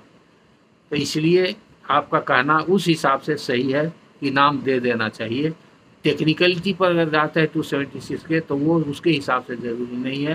तो ये समझदार के लिए इशारा काफ़ी है। हम सभी वकीलों को भी राय देते हैं और जजेज लोग को भी बताते हैं कि अगर आप ऐसा रहे तो आप पिक्चर रिजेक्ट नहीं कीजिए, आप बाद में किसी स्टेज में स्पेशल साइटेशन के लिए आप नाम ले सकते हैं। उसके लिए उदाहरण बताते हैं कि जैसे मान लीजिए कि कोई रियल रिलेटिव का नाम नहीं दिया हुआ है, जनरल साइटेशन गया, तो बाद में भी एप्लीकेशन हम दे सकते हैं कि इसमें इनके इतने इतने वारिस है, इन लोग को स्पेशल साइटेशन इशू कर दिया जाए, तो वो गुड एंड वैलिड हो गया। तो नाम अगर नहीं दिया हुआ है तो it is an error, that error will not go to the root of the case provided it has been remedied और करेक्टेड इन लेटर स्टेज। वो गलती है, गलती मान सकते हैं कुछ देर के लिए, लेकिन टेक्निकली वही गलती नहीं है, क्योंकि मैंडेट ऑफ लॉ नहीं है, रिक्वायरमेंट ऑफ लॉ नहीं है, मैंडेटरी नहीं है, ऑप्शनल है, डायरेक्टरी भी नहीं है, मैंडेटरी भी नहीं है, ऑप्शनल है। तो अगर हम वो ऑप्शन उस समय एक्सरसाइज नहीं किए तो सब्सिक्वेंट स्टेज में हम एक्सरसाइज कर सकते हैं। तो इसका इंटेलिजेंट आंसर ये है, it is optional, it is not mandatory not directory, but it has got far reaching consequences. क्या होगा कंसिक्वेंसेज जाने, इसलिए ये रिस्क नहीं लेना चाहिए, तो देना चाहिए। तो जहाँ तक आपका एकेडमिक नॉलेज का सवाल है, तो एकेडमिक नॉलेज में मेरा जवाब होगा अनफेलिंगली जो आप कह रहे हैं वो देना जरूरी नहीं है, लेकिन प्रैक्टिकल अगर ज़रूरत है तो दे देना उचित एंड प्रॉपर होगा। और तीसरा आपने कहा then court should dismiss the application not containing above particular, court नहीं डिसमिस कर सकता, इसका जवाब क्लियर है। 276 में अगर हमने नाम नहीं दिया है तो डिसमिस नहीं कर सकता, क्योंकि उसका ऑप्शन है, बाद में भी स्पेशल साइटेशन जा सकता है, उसका कंसिक्वेंस प्रोवेट पिटिशनर को भुगतना पड़ेगा, वो रिवोकेशन के लिए लायबल हो जाएगा। इसलिए इस स्टेज में there is no provision for dismissal of probate petition for want of non-citation of the names of the near relative or legal heirs of the deceased testator। फिर आगे लिखते हैं have I been made to understand correctly or it is wrong your view? I think I am clear in my view. Your view is also clear to measure particular so far as technicality of law and academic part is concerned. Your view may be considered wrong partially, but you are not wrong in totality of the matter. Practically it is wrong, but technically it is not wrong. So far as the power of the court is concerned, the court has no power to dismiss only on this ground. आगे फिर लिखते हैं Sharma ji, I have watched your lecture on court fees. You stated that declaratory suit will invite fixed court fees of ₹250. It is okay, but what about surcharge, which is not included in the chart table? I have observed that solicitors are not including amount of surcharge in their report. The amount is so petty that parties also do not raise objection with a fear that court may take it otherwise. Advocates do not want to have any confrontation with court. Is there no audit for this type of deficiency?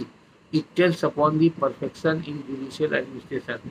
आपका बड़ा multi facet question है और इसका बहुत ज़्यादा relevancy नहीं है litigant के लिए या वकीलों के लिए या जजेस के लिए, क्योंकि ये कोर्ट फीस का जो मैटर है, it is a matter between the client and the state, ये फिजिकल मैटर है, इससे कोई प्रोसीडिंग इनिशिएट नहीं कर सकता।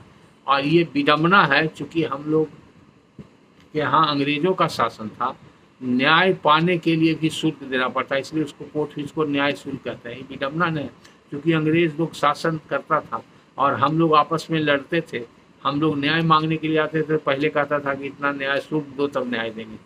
तो आज़ाद मुल्क में कोर्ट फीस लगना ही नहीं चाहिए, इसीलिए बहुत सारा जजमेंट आ गया है सुप्रीम कोर्ट का और कुछ हाई कोर्ट का भी जजमेंट है जो आया है कि कोर्ट फीस जैसे हम लोग देते हैं, जब तक कोर्ट फीस नहीं देगा तो सूट डिसमिस कर दिया जाए। एडवर्ड में कोर्ट फीस लगेगा तो डिग्री नहीं पास होगा, नहीं दिया है तो इस सब कंटेक्स्ट में जजमेंट आ गया है। हालांकि जजमेंट हम जनरली वकीलों को ही नहीं बताते हैं और एकेडमी में भी जनरली लोगों को नहीं बताता है। जब एकेडमिक पर्पज से पूछते हैं तब बताते हैं, लेकिन प्रैक्टिकल पर्पज से नहीं बताते हैं, क्योंकि बहुत लोग झंझट करेगा और प्रोसीडिंग लिंगर कर जाएगा, उससे कि पार्टी को कोई फायदा नहीं होगा। तो उसमें यहाँ तक कहा है कि अगर हम कोर्ट फीस नहीं देते हैं, जैसे हमने 1980 में ही एक सूट फाइल किया था जिसमें हमने कोर्ट फीस नहीं दिया था, हमने जानबूझ के नहीं दिया था। सूट डिग्री हो गया, हमने डिक्लेरेटरी कोर्ट फीस दिया था, लेकिन सूट डिग्री करने के टाइम में कोर्ट ने कहा कि इसमें एडवर्डम कोर्ट फीस लगेगा। वो अच्छा हेवी अमाउंट कोर्ट फीस लग रहा था।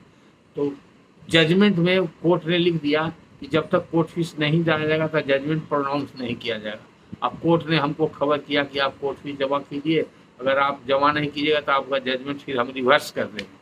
तो उस समय ट्रेजरी में हड़ताल चल रहा था, ट्रेजरी से कोर्ट फीस निकालना पड़ता था।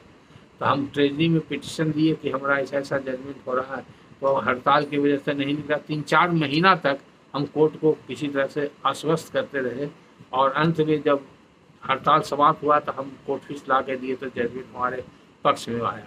तो उस समय हम उस सुप्रीम कोर्ट का जजमेंट नहीं पढ़े थे और कुछ हाई कोर्ट का भी जजमेंट था कि for want of court fee judgment can not be held up, for want of court fee suit can not be dismiss. वो जजमेंट करने के बाद भी वो हमसे कोर्ट फीस वसूला जाएगा। That is a matter to be realized from the client or the property of client by the state and state authority as a revenue matter। जैसे कि arrears of revenue public demand recovery act में realise होता है, उसके तरह से certificate case करके collector realise कर लेगा। कोर्ट का काम है to inform the collector certain amount is due from this person in connection with case number so and so, suit number so. That is sufficient. That will form part of the certificate that will be issued by the certificate officer, district collector or any certificate officer, and it will be realized as per the provisions of public demand recovery. That will become a public demand. तो इसलिए court fees पर बहुत ज़्यादा important नहीं है। दूसरी बात आपने कहा है सरचार्ज के बारे में। सरचार्ज हमेशा बढ़ते रहता है, तो ये मिलेगा कब? जो कोर्ट फीस पर जो किताब है वो सेंट्रल एक्ट है कोर्ट फीस का, और उस एक्ट में अमेंडमेंट करने का अधिकार हर स्टेट को दिया गया है। तो इसलिए जो बुक अवेलेबल होता है, amendment state wise amendment generally available नहीं होता है, और बुक सेलर लोग एक किताब रखता है जो यूनियन भर में चलता है, पूरे देश में चलता है। तो उसमें कमेंट्री वाला जो मोटा किताब है उसमें विथ स्टेट अमेंडमेंट तो महंगा पड़ता है, तो कम लोग खरीदते हैं, वो छपता भी कम है, तो उसमें लिखा रहता है, लेकिन वो एडिशन बार बार अप टू डेट नहीं होता है, और सरचार्ज तो कभी कभी महीने 2 महीना 6 महीना पर चेंज होते रहता है। तो उसके लिए अप टू डेट चार्ज जो है हर सिविल कोर्ट में सिस्दार के पास चला जाता है सरचार्ज का। जैसी नोटिफिकेशन होता है या तो लोग मंगा लेता है या वहाँ से नोटिफिकेशन को कॉपी हाई कोर्ट को या सिविल कोर्ट को चला जाता है। जैसे ही रेवेन्यू डिपार्टमेंट में सरचार्ज का नोटिफिकेशन होता है बाई नोटिफिकेशन, बिहार सरकार अमेंड करती है बाई नोटिफिकेशन, तो नोटिफिकेशन चला जाता है। तो इस सिस्दार का ड्यूटी है, उसको लगाना चाहिए। वकीलों को तो पता भी नहीं लगता है कि इस पर कितना सरचार्ज लगा, और हर चीज़ पर सरचार्ज नहीं लगता है, कुछ ही मैटर में सरचार्ज लगता है। ये भी वो देखने की चीज़ है। तो सरचार्ज जो है लगता है इन एडिशन टू दैट, तो surcharge is not a very important matter, और सरचार्ज नहीं दिया गया है और बाद में पता चलेगा तो कभी भी होता है। ऐसा होता है कि सिविल कोर्ट में केस चला, फिर डिस्ट्रिक्ट कोर्ट में केस चला, फिर हाई कोर्ट में केस चला, तो हाई कोर्ट का स्टैम्प रिपोर्टर जब उसका ऑडिट और इंस्पेक्शन होता है तो पकड़ लेता है। यहाँ पर सब क्वालिफाइड और अनुभवी रहता है, तो जितना लगना चाहिए था सब का जोड़ करके फिर हाई कोर्ट में वसूल हो जाता है, तीनों कोर्ट का, और वो यहाँ से रियलाइज हो जाता है, इसलिए वो छिपता नहीं है। हाँ, उसके लिए तरीका क्या है, वहाँ पर हाई सिविल कोर्ट का भी ऑडिट होते रहता है, पीरियडिकल ऑडिट होता है, तो हर कोर्ट में एक रजिस्टर होता है, कोर्ट फीस रजिस्टर, वो पेशकार उसका ड्यूटी है। हर परमानेंट कोर्ट में जहाँ केस फाइल होता है तो जैसे ही स्टैम्प पड़ेगा, 5 रुपये का टिकट हो या 50 का, 1000 का हो, 10 लाख, जो भी कोर्ट फीस टिकट के रूप में जाता है, स्टैम्प के रूप में जाता है, वो सब का इंट्री केस वाइज वो कोर्ट फीस रजिस्टर पर करता है, और उससे वो पता चलता है, उसका मैनुअल स्टेटमेंट जाता है कि एक साल में एक कोर्ट का कितना इनकम हुआ है, और पूरे सिविल कोर्ट का इनकम फिर जाता है, वो ट्रेजरी में जाता है, सारा स्टेटमेंट जाता है। तो उस सब का ऑडिट होते रहता है और कभी भी ऑडिट में वो पकड़ा जाता है। तो जो अगर डिस्पोजल सूट हो गया और सरचार्ज 10-5 हज़ार रुपया हो गया तो हो सकता है वो छूट जाता होगा, या बाद में कैसे रियलाइज़ करता है, अगर पेंडिंग रहता होगा तो रियलाइज़ हो जाता है। लेकिन ऐसा नहीं है कि अननोटिस्ड है, उसका अलग डिपार्टमेंट है, वो ऑडिट उसका होते रहता है और वो सब चार्ट रहता है सिरदार के पास और उसके साथ उसी को देख करके स्टैम्प रिपोर्ट करता है। इससे नया लोग है जो उसको नहीं जानता है या बहुत जगह नोटिफिकेशन नहीं पहुंचा है, ये सब कुछ कारण से बच सकता है। अब जहाँ तक सवाल रहा आपका एकेडमिक क्वेश्चन का, फिर से आपका क्वेश्चन हम पढ़ते हैं और उसके बाद उसी तरह से आपको हम जवाब देते हैं। I have watched your lecture on court fees. You stated that the collective suit will invite fixed court fee of rupees 250. It is okay, but what about surcharge which is not included in the chart table? हाँ, chart table में अगर नहीं है तो आप कैसे कह रहे हैं कि वो सरचार्ज है?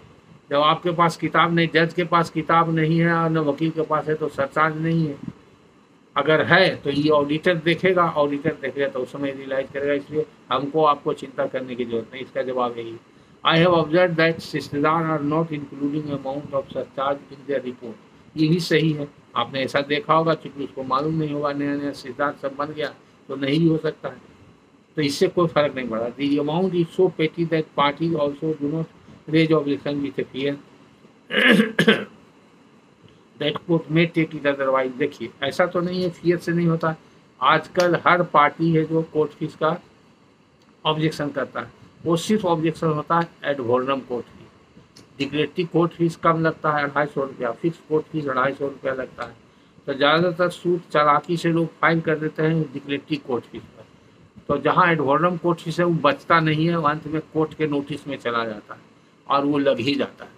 अगर एडवर्नम कोर्ट फीस का आदेश हो गया और नहीं दिया, तब वैसे केस में कोर्ट को पावर है प्लेंट रिजेक्ट करने का। ऑर्डर 711 में प्रावधान है, या सूट डिसमिस भी कर सकता है। लेकिन as a matter of law dismiss नहीं करना चाहिए, हम यही सिखाते हैं। उसको रियलाइज करने के लिए अगर चाहे तो तुरंत कलेक्टर को लिख दे सकते। कोर्ट कहेगा कि एडवर्नम कोर्ट में इतना रुपया पेबल है, in spite of direction given by the court the party has not paid it, let it be sent to the collector for realisation. तो पेंडेंसी ऑफ सूट में भी रियलाइज हो जा सकता है, या after disposal of suit realise. यही चूँकि प्रावधान बना हुआ है कोर्ट फीस एक्ट में और रियलाइजेशन का तरीका बना हुआ है, इसलिए इस पर ज़्यादा चिंता करने की जरूरत नहीं, वो पैसा जाएगा नहीं। सरचार्ज पेटी अमाउंट है, हो सकता है किसी में छूट गया हो, और सरचार्ज सब अमाउंट पर नहीं लगता है, इसलिए वो खास तरह के अमाउंट पर लगता है, खास तरह के सिचुएशन में लगता है। उस सरचार्ज के चार्ट पढ़ने से ही पता चलेगा, देखने से पता चलेगा। और ऑडिट का जहाँ तक सवाल है, ऑडिट होता है, इसका जवाब यही है। ऑडिट रेगुलर और पीरियडिकल ऑडिट होता है, और फाइनेंस ऑडिट होता है, सिविल कोर्ट का पूरा रिकॉर्ड ऑडिट होता है, हाई कोर्ट का होता है, और हाई कोर्ट का ऑडिटर भी जाके सिविल कोर्ट का रिकॉर्ड ऑडिट करता है। कई तरह का ऑडिट होता है।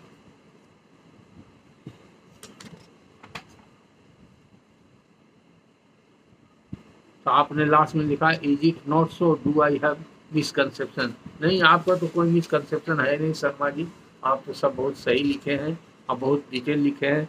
हम समझते हैं कि जैसा कि उपनिषद में कहा गया है कि जनरली एक कोई महात्मा या ऋषि मुनि दूसरे ऋषि मुनि से ही प्रश्न करते हैं, वो खुद जानते हैं जो चीज़, उसके बारे में ही प्रश्न करते हैं ताकि वो प्रश्न आम व्यक्ति के लिए, जन साधारण के लिए भी उपयोगी हो और उसको आसानी से समझाया जा सके।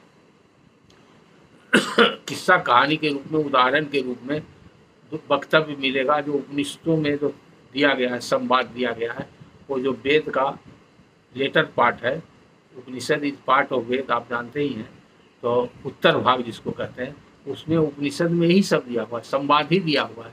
तो उसी तरह का संवाद है कि जो पूछने वाला व्यक्ति भी वो भी विद्वान है और जिससे पूछा जा रहा है वही विद्वान है, दोनों, और दोनों चीज़ को जानते हुए पूछते हैं, क्योंकि आपस में संवाद करते हैं। तो आपका प्रश्न भी कुछ इसी प्रकार से है कि आपके प्रश्न में भी विद्वता है, आपने जन कल्याण हेतु पूछा है, अपना जानकारी के लिए पूछा है, लेकिन इससे बहुत अधिवक्ताओं को और जजेस लोग को भी, जो डिस्कशन हम लोग कर रहे हैं उससे उन लोग को भी लाभ होगा।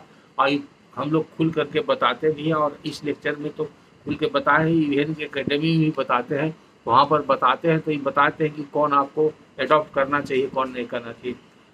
क्योंकि प्राइमरी ड्यूटी है जुडिशियल ऑफिसर का to impart justice between the party. तो बीच के चीज़ में छोटी मोटी बातों में बहस करके देना चाहिए। और कोर्ट फीस का मैटर उठता है तो एक केस 2-2 साल 3-3 साल 4-4 साल कोर्ट फी के मैटर पर लिंगर हो जाता है। तो ये सब चीज़ को अवॉइड करना चाहिए। अर्ली डिस्पोजल के लिए हम लोग बताते हैं।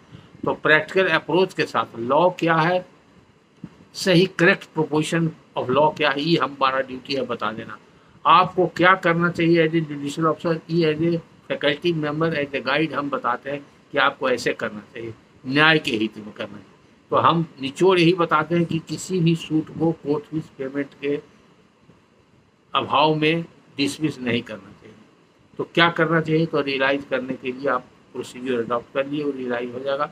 जजमेंट भी नहीं रोकना चाहिए, आप जजमेंट कर सकते हैं। It can be realise even after passing judgment. Appeal में भी कहीं भी किसी स्टेज में हो सकता है, इसमें कोई लिमिटेशन नहीं लगता। That is all in today lecture. फिर अगले लेक्चर में मिलेंगे। Thank you all.